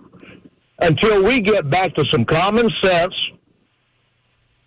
process in our voting and have some requirements to meet in order to cast a vote, we are essentially a house divided against itself. John, here's what I would, I'm going to blow your mind with this. You ready? Yes. America went to hell in a handbasket when women got the right to vote. Well, I'm not going to argue with that. I'm not going to disagree with it. I didn't think you would. I don't think that the women have less value, but I think that the process got skewed by the women casting their votes because they bring to the table the stuff that has nothing to do with why this person or that person should be voted in. You know, and all it just all got skewed. I hate it that we do not have a. I wish that there was a way, John, to insist that people demonstrate a basic understanding of our government before we allow them to cast a ballot in that system of government. Absolutely. We are, in fact, a house divided against itself when someone who has no skin in the game can cast a vote. If you're not a taxpayer, if you're laying around on your butt drawing a welfare check, you are not contributing to the society. And there is no reason why that person should be able to pick my president. Well, John, I'm hearing that's really all I have to say. Well, and there was a time when there was a suggestion that perhaps we should try to figure some of that out with regard to welfare or assistance or, I mean, there is something to be said, and I understand that some of you are kind of in shock and awe as to what John said. I'm not as in shock and awe in as much as, I mean, if you are taking from the system, then inherently you're going to vote in people who give you more benefit from the system. Sure. Right now, 1730, I see you out there. Someone, I hooked one. I hooked a fish. Are you saying women shouldn't have a... It was a joke. It was a joke. 8602, it actually demonstrates my point that women are more emotional than men. I mean, I figure I've upset a lot of people already today because I had the audacity to have Marsha Blackburn on the show at the beginning of it. So why not just piss everybody off? Just all of you. I'm just going to destroy the whole thing. The full 3 years in one day. Let's just piss all of you off. 41 after the hour. Let's see if I can get to Cameron Smith right now. Hey, Cameron, how are you? Hey, Matt. Sounds like a day, man. Yeah, I mean, sure. That caller, that was interesting. I mean, I get it. I mean, I understand the idea of if you vote for the government to give you goodies, that seems to be like a self-serving thing. Well, I mean, it doesn't seem to be. Look at it. Sure. Half of the people in the United States of America don't pay federal income taxes. True. So why do those people give a damn if they go up 1,000% on income taxes, federal income taxes? Why would they care? They don't pay income taxes. No. So for them to vote themselves instead of voting more taxes, however, what our politicians typically do is just spend money that we don't have. Right. We don't do math anymore at all. No. Math is so... And what's interesting is both major party candidates are just sort of like, no, we're not going to do fiscal conservatism. Let's not do that. That seems awkward. The whole math thing and the money stuff. Just, hey, if you like a thing, put money at it. And that's the mindset right now. I think it's probably an easier process to compel individuals to be driven by the ideals that compel you. In other words, to convince them that this candidate or this candidate, that's the best way forward because it's going to better all of our lives collectively, instead of, I don't know that it's not a fool's errand to try to put rules on voting because of how that was used in the past. And here's what I mean. I don't disagree with the concept of requiring that someone has an understanding of the government before they vote in that system. But we're never going to do that because that was used specifically to stop black people from voting. Yes. In the 1940s, 1950s, 1960s. Because that happened, we're never going to see that happen again. Right. Because of the way that it could be vilified regardless of its purity of purpose. Right. So I just think it's a conversation that I'm perfectly willing to have, but it's not going anywhere. And if we're going to play this skin in the game thing, let's, okay? Because you pointed out that what politicians do now is they borrow the money and spend it now, and the tax rates don't match our spending to the tune of $3 trillion. Right. So if we're going to say, if you want to vote, you got to have skin in the game, let's do that, and let's balance that budget, and let's just hike taxes $3 trillion and see what happens if we have skin in the game for the government we're getting. Brian writes in and says, it needs to go back to the way that it was in the beginning. If I owned a home, land, or a business, I can vote. Oh, the landed gentry. Love that one. Yeah, so, all right, well, Brian, Brian, you're actually saying that I'm not allowed to vote anymore. Yes. Right? Because I have not owned a home since I sold my home in Alabama and moved to Tennessee 3 years ago. I rent a home.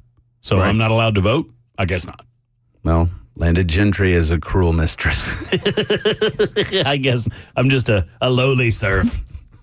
But I could probably talk to my landlord and find out if... I'm fine with everybody voting. Like, I mean, I know why we pick 18 or the age of majority. Like, I kind of get that. Like, trust me, I have a house full of boys. I'm pretty sure they shouldn't vote. But, beyond that, I like the idea. It's kind of like how you feel about speech. The answer to, problems with speech is more speech. Well, if you don't like voting, the answer isn't let's disenfranchise people. It needs to be, well, turn out to vote. Like, if more people showed out to vote, I can look at one election after another in Tennessee, across the country, where folks who might agree with me just don't show up, and then they complain about it. Now the audience is freaking out over the fact that I don't think I've been secretive about the fact that I rent in Mount Juliet, but apparently some people were unaware of that. So, well, you can't vote now either. I'm sorry. I'm not allowed to vote. Sure. 9949 says, I just had lunch with Matt's buddy Taylor Hicks. That's nice. I'm going to have lunch with him next week, I think. So you've been gallivanting. We didn't have you here last week. I'm glad to have you back, and you'll be back on Friday subbing in for me, much to the delight of many in the listening audience today. How was Phoenix? It was, they say the dry heat, it was uninhabitable for people. It's great if you're a rattlesnake. There's people that live out there, right? Right, I've been told. Was there for the State Policy Network Conference. It's a vast right-wing conspiracy of think tanks across the country, and it's, it's super exciting to see different policy-making groups that are in the states shaping policy at the state level on education, environmental stuff, really trying to make people's lives better. And a lot of it you don't even hear about. But this network does a lot of good work. The Beacon Center in Tennessee is part of that. And Alabama Policy Institute, those groups. And I'm on the board of the Pelican Institute in Louisiana, and the fantastic group there. That meeting will be in New Orleans next year, so it's going to be a party, man. Rah! Oh, yeah. I don't know why I do that. That was like a stork. What was that? More of a pelican. I was going for pelican. Maybe I landed did pelicans on, make a noise? That they make that kind of. Okay, cool. There's an old joke that I hearken back to. What does the fox say? You know. Oh, I get that one. Yeah, that was a great song. Great. Well, I cannot wait to explore your thoughts in just a moment on Kamala Harris's first. By the way, it's a taped interview. And I don't know why that's so funny to me. I mean, I understand that most of these things Will you hold my hand while you ask me questions, much like Walls and Harris? I don't understand how they think that that's going to play well and why they're doing it that way. So I did it. Well, I don't know if we have to take a break, but I've got the new campaign slogan for the Harris Walls campaign. I came up with one yesterday. What's yours? Mine is Change and Hope. That's pretty good, isn't it? Mine is Hope and Change hides in the basement. Well, mine is, it's just we're thinking along the same line. Mine's Change and Hope. Is that instead of Hope and Change, which Barack Obama came up with, Kamala's is Change and Hope. We're just going to change every position she ever held on every issue and hope that nobody notices. Yeah. So, same kind of premise. We'll continue the discussion. We'll talk to Henry and Rich. Oh, Rich wants to talk. You know what? I did not have landed gentry on my bingo card today, but apparently that's where we're going. It's 1:49 on Super Talk 99.7 WTN.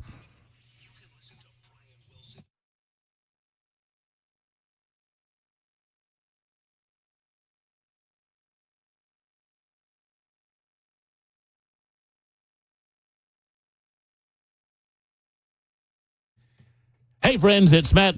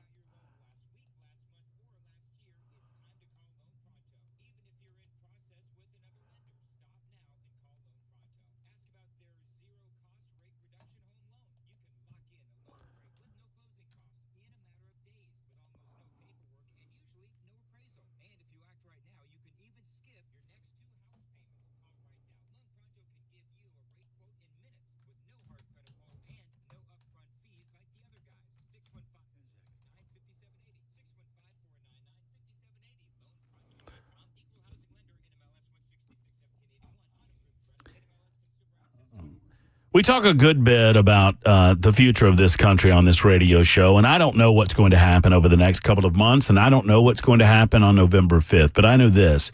You have an ability to protect yourself, protect your family, protect your property, and one of the ways that you do that is through Nashville Safe House.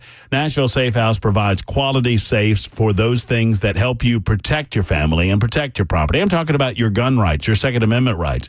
They have gun safes galore at Nashville Safe House, to include Fort Knox, Browning, Champion, and so many other brands. They have more gun safes than I can count in one sitting. I mean, over 200, I believe, Mark has told me, on the showroom at any given time, and many, many more in the warehouse. I mean, bottom line is this. They don't have to order a safe for you. They have a safe for you at Nashville Safe House. And for over 30 years, he's been providing those needs to the community. Let's go to Nashville Safe House together, shall we? 4th Avenue South, just across the street from City Cemetery, or online at any time at NashvilleSafeHouse.com. That's NashvilleSafeHouse.com. Tell Mark and his team that Matt Murphy sent you to the one and only Nashville Safe House.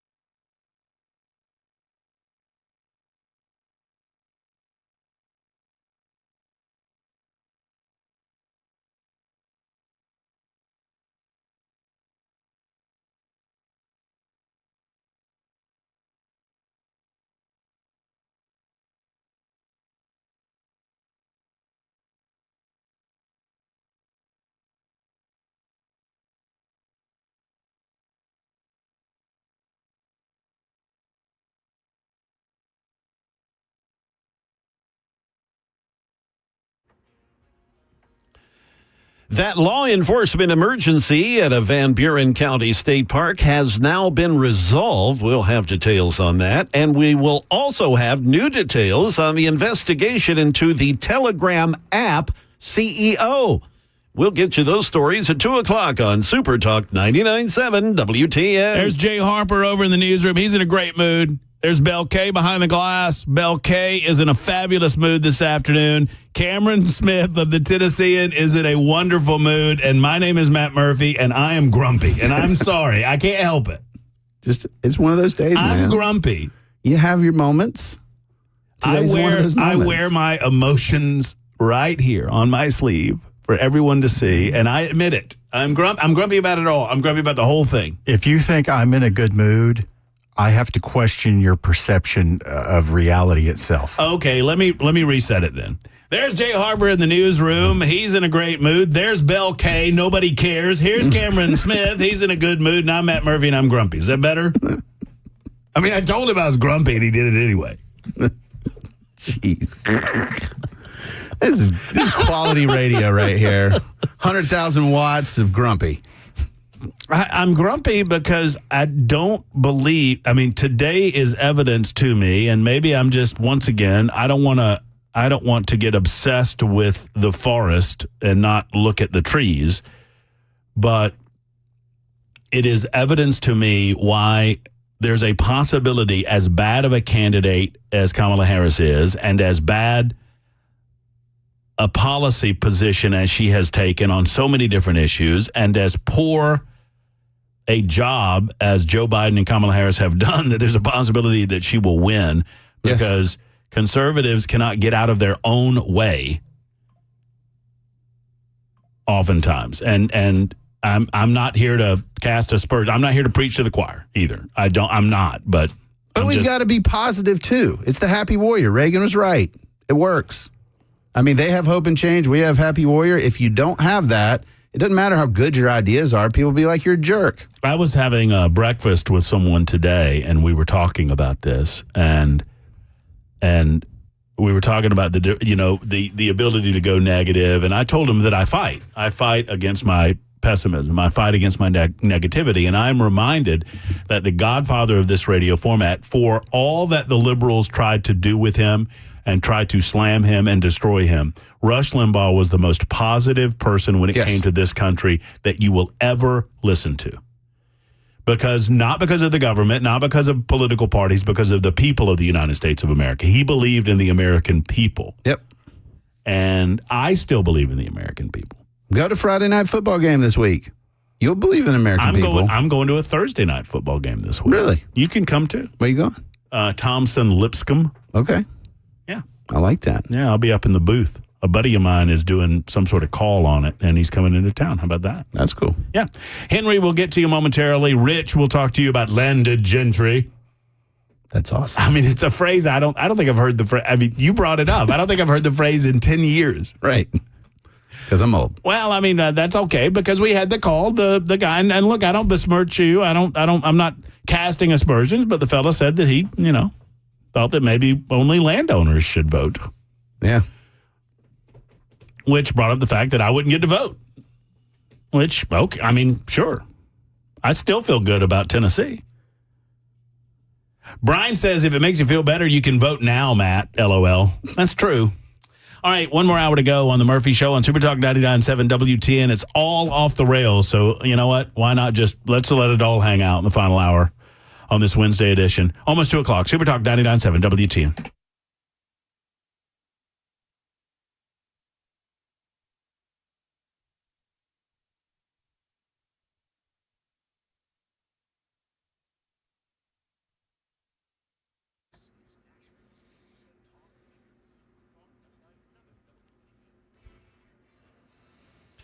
Good afternoon. It's exactly 2 p.m., and I'm Jay Harper with your top stories. We've hit 99 degrees. Yeah, we'll have that toasty forecast coming up for you. Fox 17 News reporting that a law enforcement emergency situation at Fall Creek Falls State Park now resolved with one person in custody. That's according to the local sheriff's office. The latest social media post from the Van Buren County Sheriff's Department says the situation has been resolved. No injuries were sustained and all that. A person was taken into custody after a 2.5-hour standoff while negotiating deputies talked to this person. Authorities, they have not identified the suspect, and they haven't said what really prompted all this. A judicial investigation has been opened against the Telegram CEO, Pavel Durov. He's in France, and so is ABC's Inez de la Catara. According to the Paris prosecutor's office, Telegram CEO Pavel Durov is facing 12 charges, including webmastering an online platform in order to enable an illegal transaction in an organized group, complicity in possessing pornographic images of minors, and complicity in acquiring, transporting, possessing, offering, or selling narcotic substances. Durov was first arrested at a Paris airport over the weekend.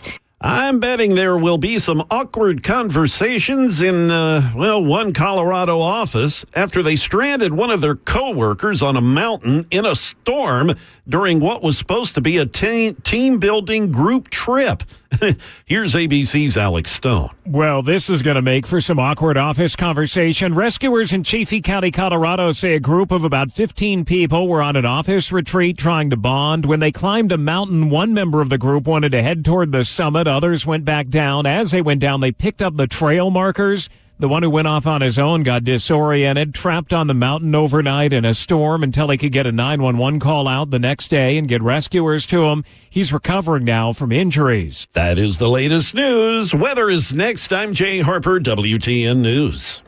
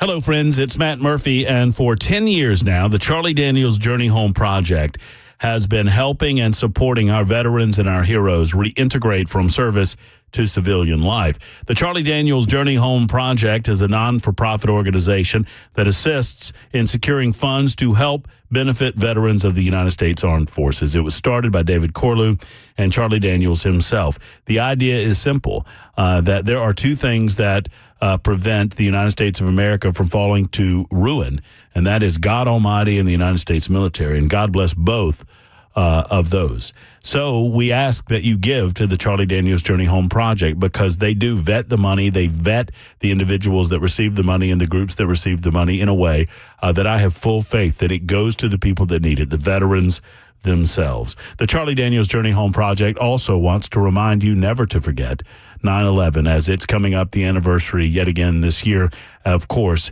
in just a few days. Please visit the Charlie Daniels Journey Home Project.org today and donate as you can. Make a difference for the better good. That's the Charlie Daniels Journey Home Project.org and give as you can today and tell them Matt Murphy sent you.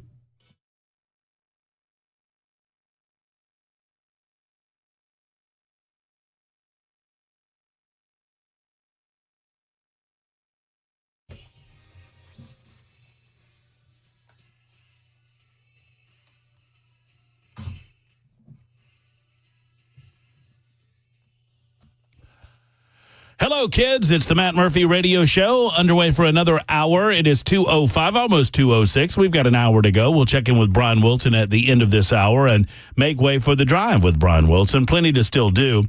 So, by the way, Cameron Smith is with us from the Tennessean. You hear Cameron often on Super Talk 99.7 WTN. You hear him on these Wednesday visits. He'll be here Friday, subbing in for me as well. We're going to have a party on Friday. Big show planned. It's going to be great. Just lit. A pre-Labor Day lit adventure. We're going to imagine ourselves in the basement with all that hope and change. I'm telling you, change and hope. Change and hope. I like it. I'm going to change it to change and hope in the basement. Change and hope, just to change every position. I mean, and you and I were talking during the break. I don't fault them in as much as from a political perspective, understanding that there's no morals or values. There's really no floor there. So they're just trying to win, right? It's power and control for the Democrats. And so what is your best opportunity for victory?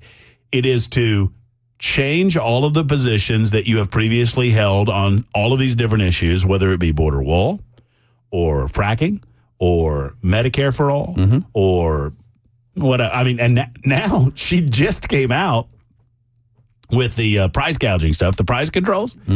And now her campaign's rolling that back going, hold on a second, we weren't. Look, these are just details, Matt. I don't know why you're obsessed about the details when we have an opportunity to make America great again. And that's going to be her next campaign slogan. And then Trump's going to be like, wait a minute, that's mine. What are you doing? But they're I do fault the media, but they're running in such a way as if they're trying to pretend that Trump's in power right now. Yes. 12 of the last 16 years have been Democrats in the White House, but pay no attention to that. Yeah, ignore that. Trump has always been the president. Only one president ever, Donald Trump.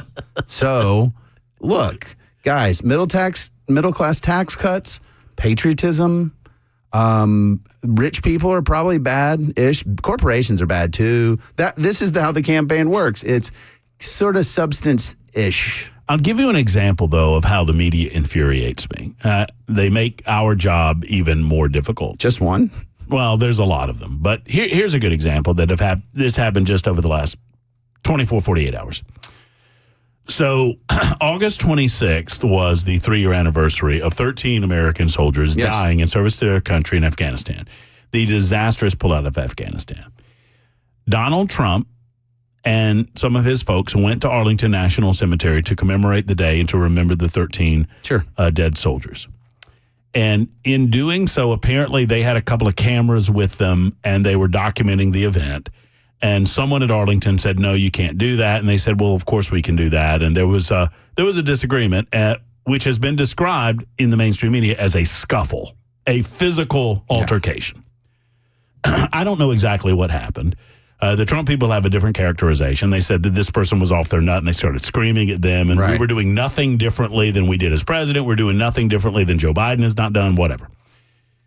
So instead of the mainstream media focusing on the fact that Donald Trump paid tribute to the 13 American soldiers that died and that Joe Biden did not, Joe Biden was not seen publicly that day. He made no public comment about it that day, nor did Kamala Harris. Instead of comparing and contrasting those two things, the media focuses singularly and solely on the fact that there was a physical altercation, and of course they characterize it in the worst way possible. This is what I hate about the mainstream media. This is what the American people hate about the mainstream media. Yeah, and I mean, this same thing with National Association of Black Journalists. Sure. I mean, it's, how racist are you? Well, hey, wait a minute. She's not even here. Right. Like, I'm showing up. Why are you attacking me? And I think that's you're really racist then. Right. I mean, that's where, and you've posed this question to me a couple times now of, well, what do you want Trump to do? Well, in that instance, it would be, she's not even here. He missed that opportunity. Sure. But like this same thing was, hey, we should honor the fallen here because this was a disaster squarely on the shoulders of Harris and Biden. And I would have the Harris-Biden ticket and just say, look, she's telling you she's going to be different now. What evidence do you have to believe that that's the truth? I'm telling you I'm going to be the same, and you know what that comes with. Like, I'm going to be Trump, but the policies and things you liked will be the same. Harris is saying she'll be different. And oddly, Trump's the one telling the truth.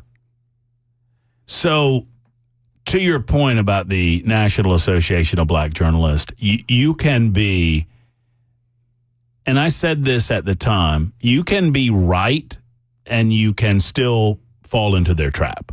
Yes.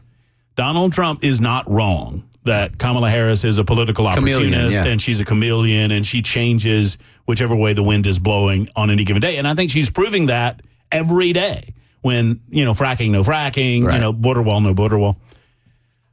But you can also fall into the trap that they lay for you, understanding that it is not a fair process and it's never going to be a fair process with the mainstream media.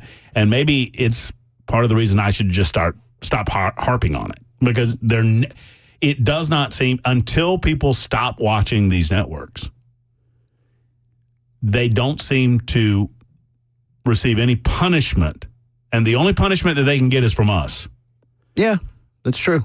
For putting their thumb on the scale and deciding that they're going to treat the two candidates differently. Yeah, well, depending on their political point of view. In my car, I never go all the way. I never turn all the way left to MSNBC.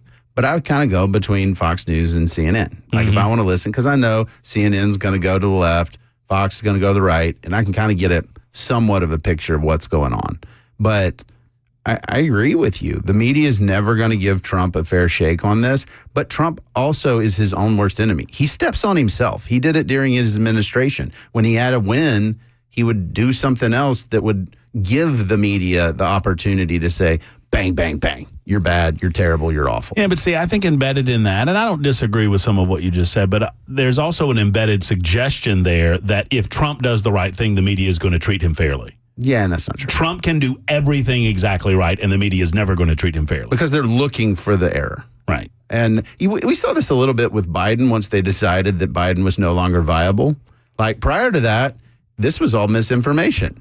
Right. Oh, how dare you guys? Why would you? Are you an ageist?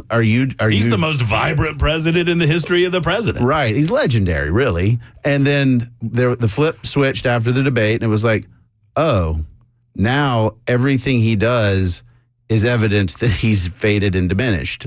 And with Trump, they said everything you do is bad and awful, and therefore, when you do something well, when you stay on message, they don't pick it up. And I think that's a fair critique to make, because when Biden tanked and Trump was riding high and it was like he's an inevitable return to the White House, it wasn't because the media was like, he's so disciplined right now and he's just hammering away at Biden. It was that they got no coverage.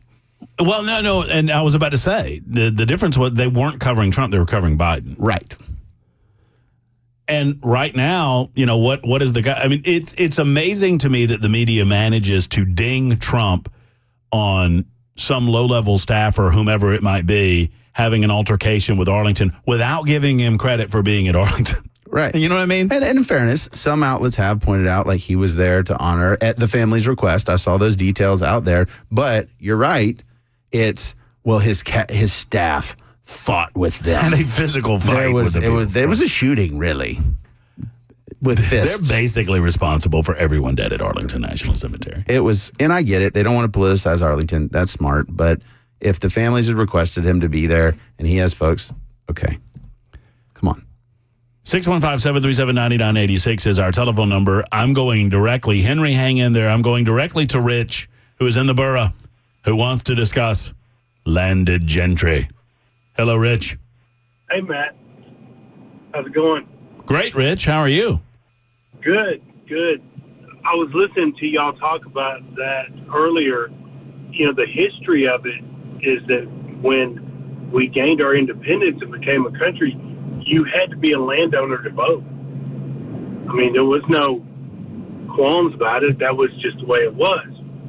And then you go through the next 7 years, and after the Civil War, you had the Voting Rights Act, and which is totally agreeable. I mean, there's no reason for that not to have happened. The problem is that with FDR and onward, the progressives have used this situation to tip the balance and to take more and more people in our country and have them doing what you were speaking to, is simply voting for what the government's going to give them. The problem is the government doesn't have anything to give, and that's what people don't understand. A lot of people really don't even have a grasp that the government doesn't have any money. It just has money they take from other citizens and dole it out. So what happens if they grasp that and they're okay with that? Then you either throw your hands up and say it's a lost cause, because it will eventually get to the point that there's a larger and larger majority of people voting that way, or you're going to change tax code. Well, but here's the trouble, though, Rich, and I don't disagree with a lot of what you're saying. Sadly, when the so-called conservatives achieve political power, you know what they do? Run for the hills. No, they spend money. Yeah. They give out goodies. They spend money. They give out goodies.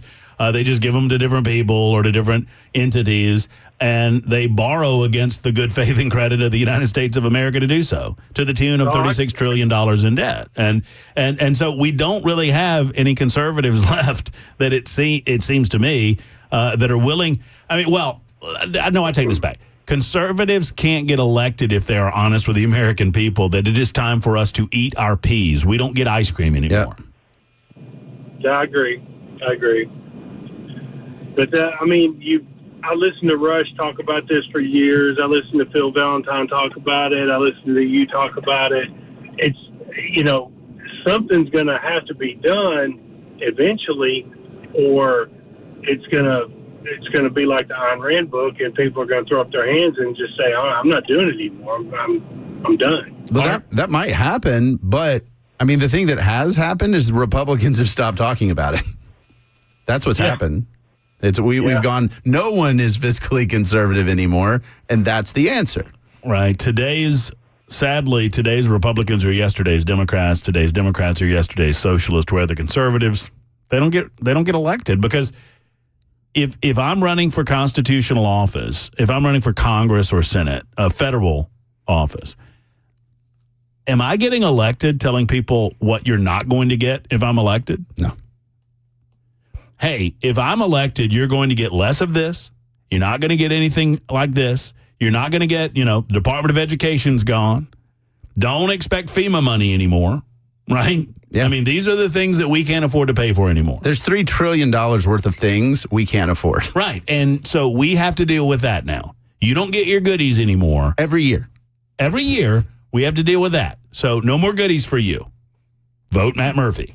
Now, there are some that would recognize the wisdom of that, but it sure as hell ain't a majority. We could have, you know what? That's a great idea. We should run a campaign, and the campaign slogan should be eat your peace. I mean, there's one political candidate that does this on a regular basis and wins. Rand Paul. Yeah. And I don't understand how the same state votes for Rand Paul and Mitch McConnell. I've never understood that. Well, Louisville is a city-state that's over there that changes Kentucky's political color a different world. Yeah, but I mean, that's part of the problem is we talk about these things. They're always on the table, but you're right. When Republicans take control, they're like, oh, so that thing we were talking about not doing, we're going to now do it, but for people we like. Right. Hey, look at how awesome your lives are now that we've taken over and we're giving you good stuff. Right. And then this is the flip side of, for example, Trump's no tax on tips and whatever other tax cuts we're going to do. We're going to make Tax Cut and Jobs Act permanent. All that. Cool. That means we have less revenue. That means we shouldn't spend as much, right? Well, we're going to borrow more. Well, you have to curtail. I mean, you necessarily need to curtail spending. I do believe that if you were able to curtail spending, you could do things to stimulate enough economic growth that you could bring it in. But you still have to cut trillion bucks a year at least. You're talking to a guy that has not seen a tax cut he really doesn't like. I love tax cuts, but that means your spending has to go down too. Sure. And that's where Republicans are like, that's dicey. But here's the deal. We talk about the $36 trillion in debt. I don't think, and on this radio show, I know that I could fill the next 60 days with callers and conversations about how we need to do something about it. But the majority of the American people, and it's not even close, they don't really care. No. We say that we do, but we don't. If you did, you would elect people that would do something about it. And we don't. No. We've never. There are. Even Trump. Yeah.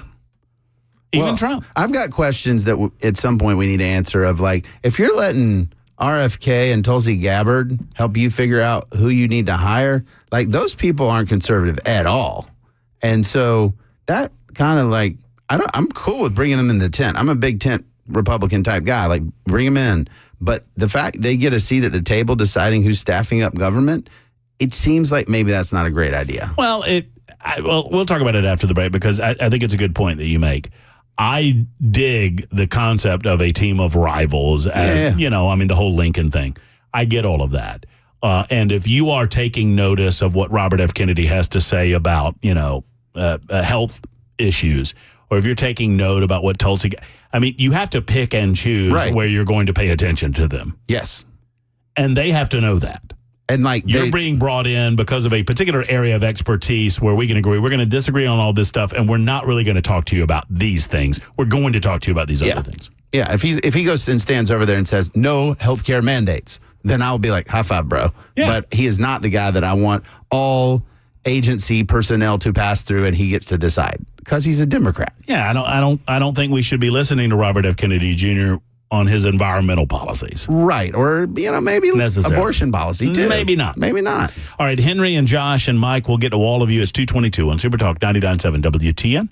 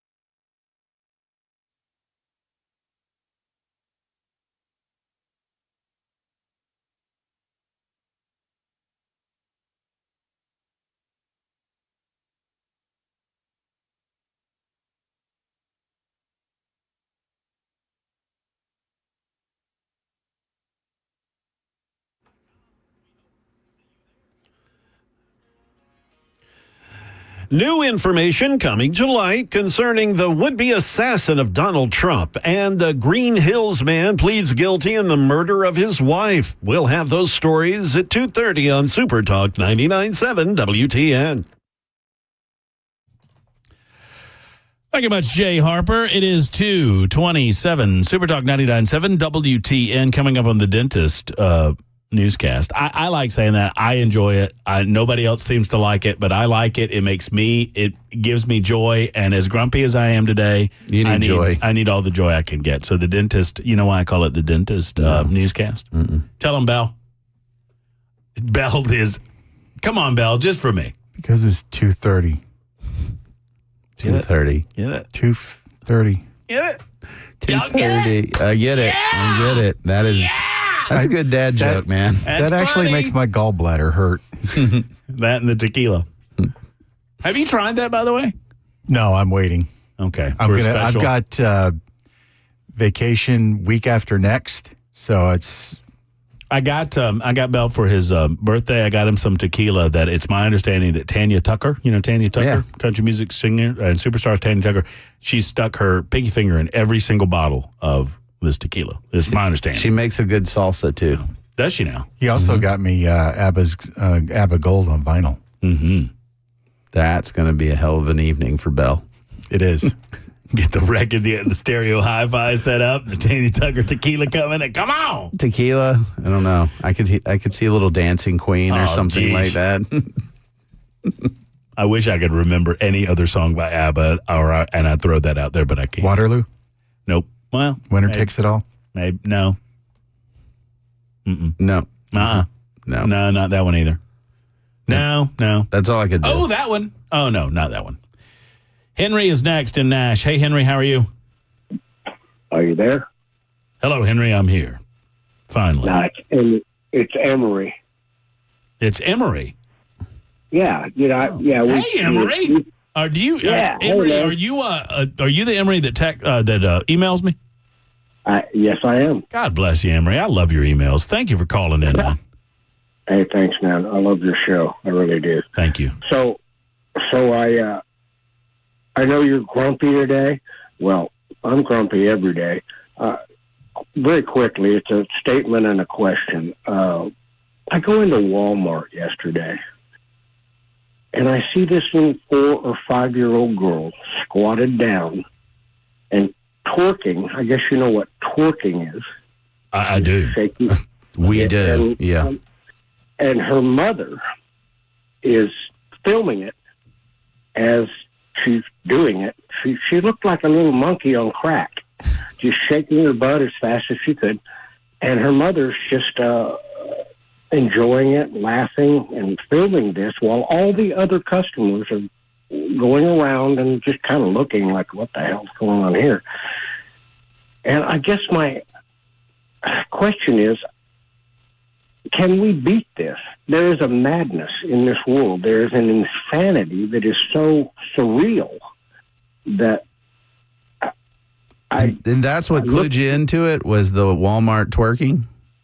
Oh, no, I've seen it. I've seen it for years now. Yeah. But I wonder at these people and what has happened to our society. I just, I know you don't have an answer. I don't know if it's something in the water or if there's a radio wave driving everybody crazy, but I've never seen anything like what is happening here. I don't pretend, Emory, that I have the full answer, but I do think I have a way to point us a little bit in the right direction. Are you ready? Say it, baby. Stay out of Walmart. Yeah. Well, I was going to say football. I mean, that's a good one, too. Well, it's convenient. You can't go anywhere. Now, it's everywhere. No, you're right, but it's particularly prevalent in Walmart. Well, the twerking is just everywhere. I mean, it's ubiquitous, really. Do you agree with this? That's the nastiest thing that I've ever seen. And if you let your little kid do it, I mean, my God. Man, that's weird. I've seen some nastier things. it's mindless, and I guess I'm trying to look for an answer to this. Frankly, when I saw that, I wanted to drive to the nearest cliff and jump off, because it's absolutely, we're living in a world that is, how can I say this? It's surreal. It's surreal, and can you imagine? Well, yeah, I mean, there's a precious little accountability anymore. There's no expectation for accountability. And Emory, I mean, if you point to, and thank you for your call, I mean, he's pointing to twerking as a kind of a microcosm of a greater social issue that we'll continue to discuss in just a moment. Right now, I'm late for our dentist appointment. It's 2:32 on Super Talk 99.7 WTN.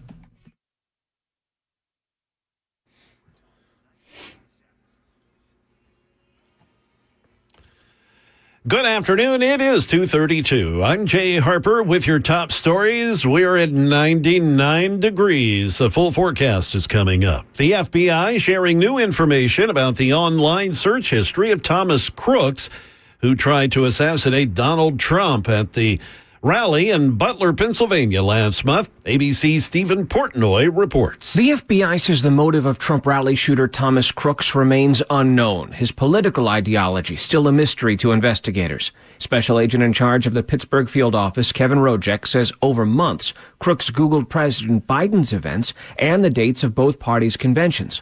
But Rojek says once former President Trump's Butler rally was announced, he became hyper-focused on that specific event and looked at it as a target of opportunity. Back here in Nashville, a Green Hills man accused of killing his 76-year-old wife with a hammer pleaded guilty to first-degree murder in Davidson County Criminal Court this morning. Joseph Glenn faces a life sentence for the killing of Jackie Glenn, who was initially reported missing back in January. Police say her remains were found buried in the couple's 7-acre property in Smithville, Tennessee.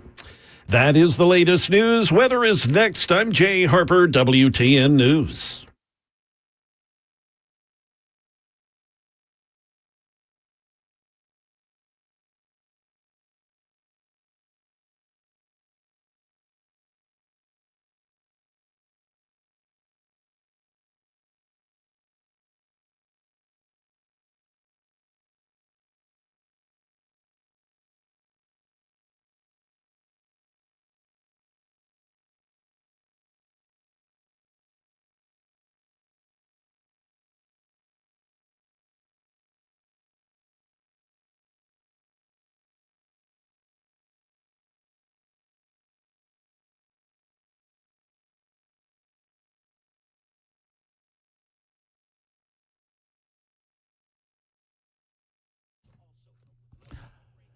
The Tennessee Men's Clinic is here for you, gentlemen, when you need them. But I want to talk to the ladies in the audience for a moment. You guys don't listen for a moment. Ladies, have you noticed that your guy is less energetic than he used to be? Maybe he's gotten into his 40s, perhaps even his 50s.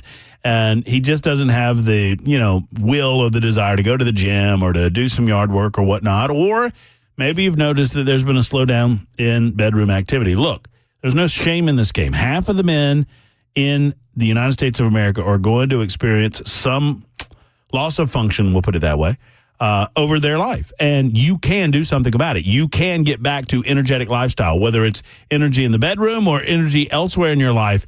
You do so through Tennessee Men's Clinic. They're going to check some of your numbers because the guys need to know the numbers. And we don't really pay attention to our cholesterol. We don't pay attention to our blood pressure. And we sure don't pay attention to our T levels. But those T levels could matter in this regard. So go to TennesseeMen'sClinic.com and schedule an appointment for your guy, ladies. TennesseeMen'sClinic.com, or give them a call at 615-208-9090. 208-9090 for our good friends at the Tennessee Men's Clinic.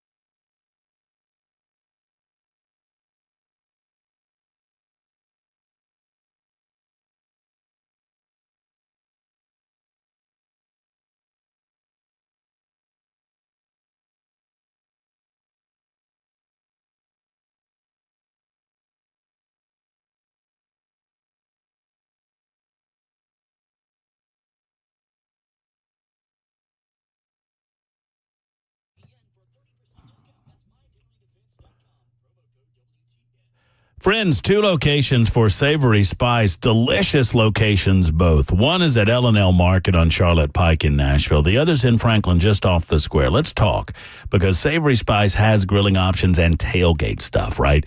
I mean, out the door, they've got incredible things for the grill, for the tailgate. I mean, it's football season, right?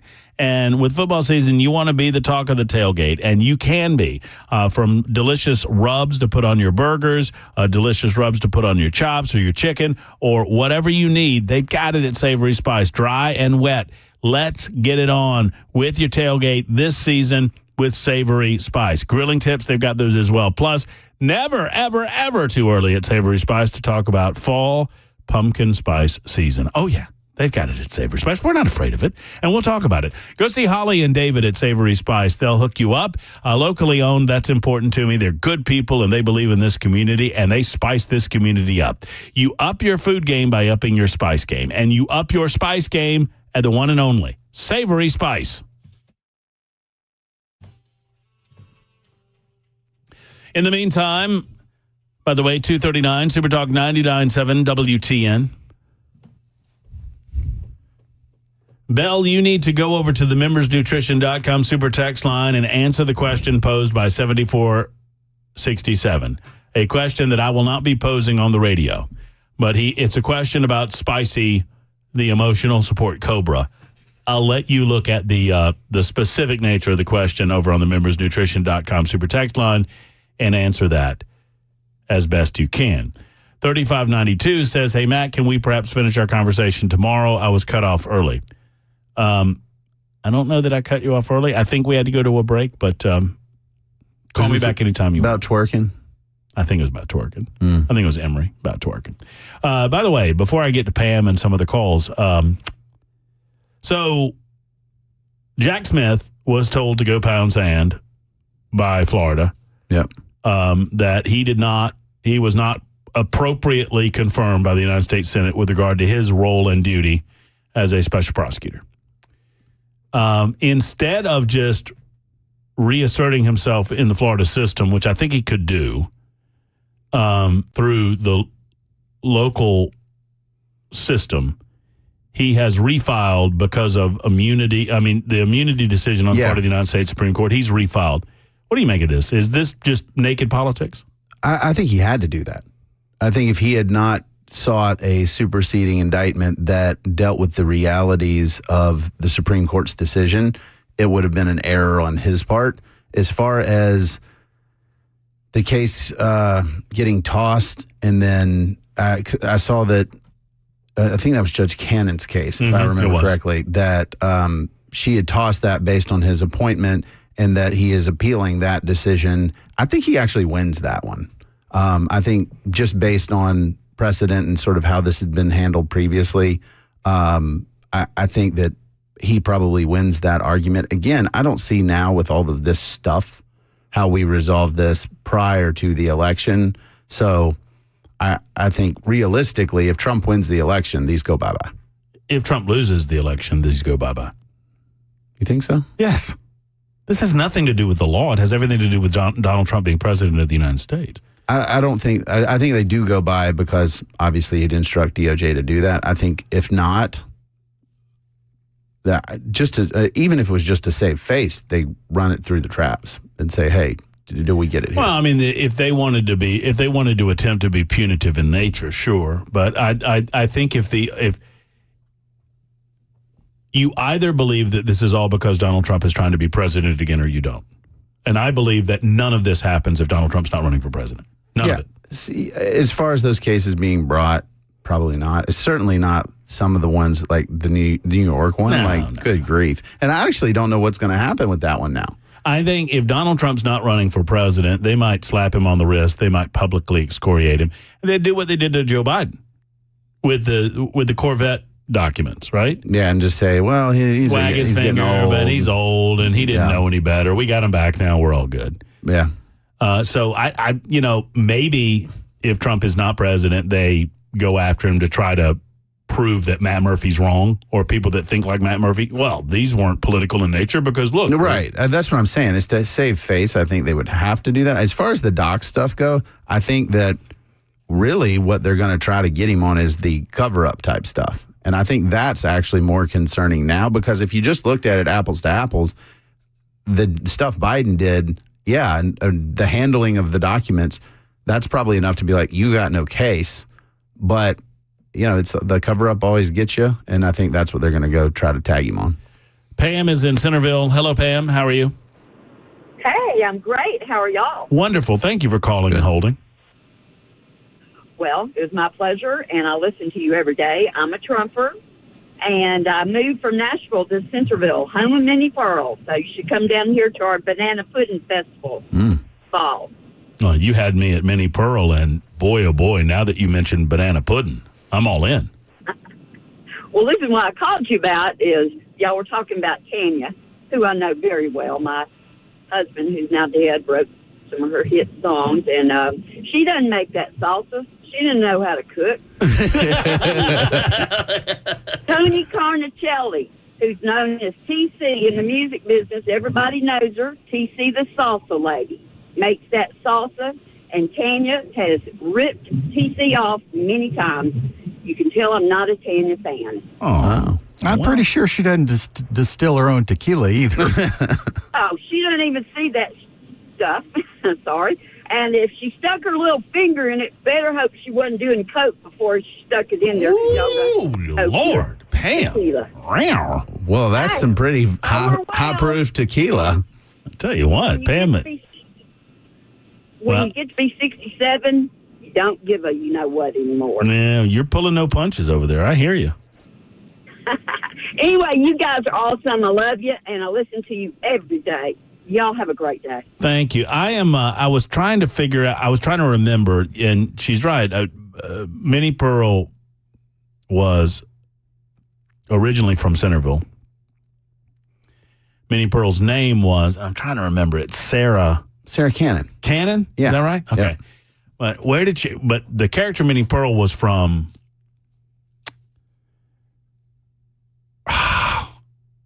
Butch. No, it's not Butcher Holler. That's Loretta Lynn. Yeah, so is it Grinder Switch? Grinder Switch, yes. Is it Grinder Switch? Yes. I'm not as old as you guys, so I don't know that I would know. Man, we used to watch a lot of Minnie Pearl when I was a kid. Howdy. Hee-haw, baby. I'll tell you what. So bottom line, what you expect out of this interview for me tomorrow night? I mean, what is a victory look like? And what does a loss look like? So I think victory for her is not looking like she has the vice presidential nominee there as an emotional support animal, as a crutch, right? To say you're here to help me not be myself. Mm-hmm. If she can answer questions, if he answers questions, and it seems his role, not to interrupt you, but his role has to be, if you're him, because I'm trying to figure this out. You don't say anything unless you're asked a direct question. Right. Right? I mean, that's what you have to do. Or you're a rescue.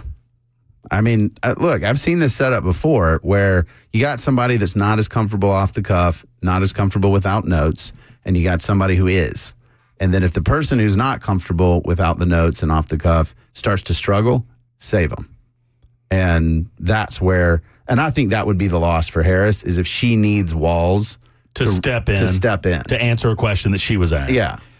If you're Dana back, there's a danger in how they've done this. Right. In that they made this such a huge deal that she's sitting down for an interview when it should not have been a huge deal. She should have sat down for an interview a week or so after. It almost carries the weight of a debate. Right. I mean, yeah, that's the way it feels like, right? Right. The significance of this thing. So with that in mind, there's a danger that Dana Bash feels compelled to ask tougher questions than she would normally ask. So I've got a theory that sounds almost conspiratorial, which, for me is like a big reach.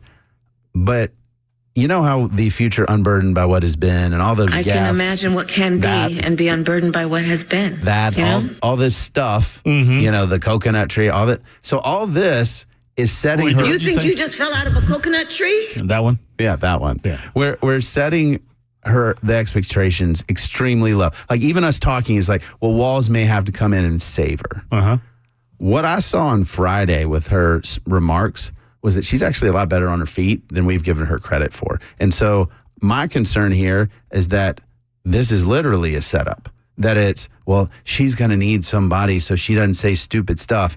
And then Bash pushes her and she answers the questions directly. And Walz doesn't say a word for the most part. And then she looks like, well, see, she's clearly, they really tested her. And because she's a prosecutor, she at some point in her career had to be pretty good on her feet.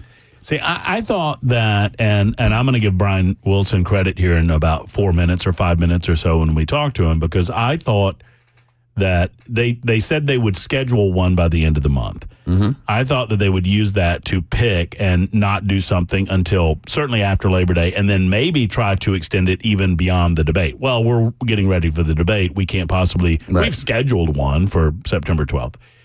Wilson felt like they were going to do it right before the Labor Day holiday, maybe on a Friday. They backed it up a day, but I mean, his point stands that they're placing it in a position where it's going to get lost by the Labor Day holiday fairly quickly. Sure. So if it is not ready for prime time, then it can get lost in the shuffle.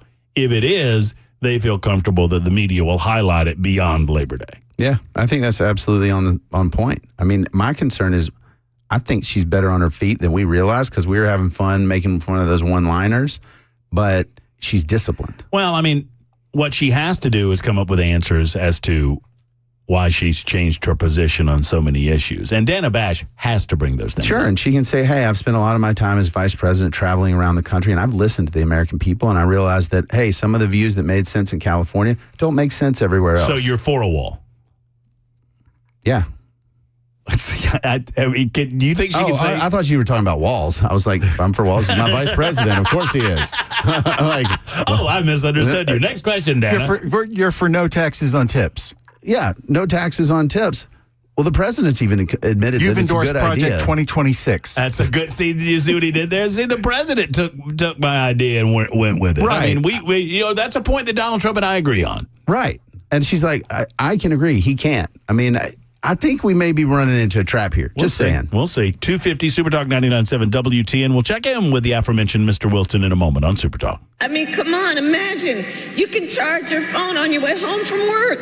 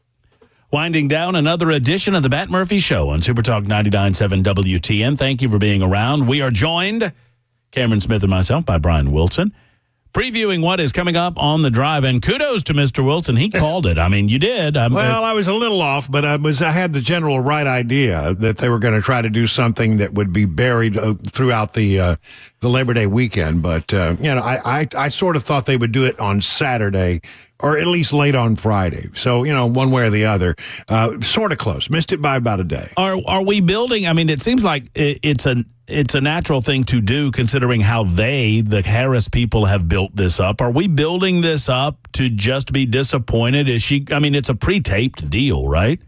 It is pre-taped, and I think the thing that will give people a lot of confidence that it was a fair and probing interview is if they will post the raw. But, if they've got an hour, there'll probably not be a lot of room for editing there. The thing that I think is really silly about this whole thing is that they decided they're going to do a joint interview.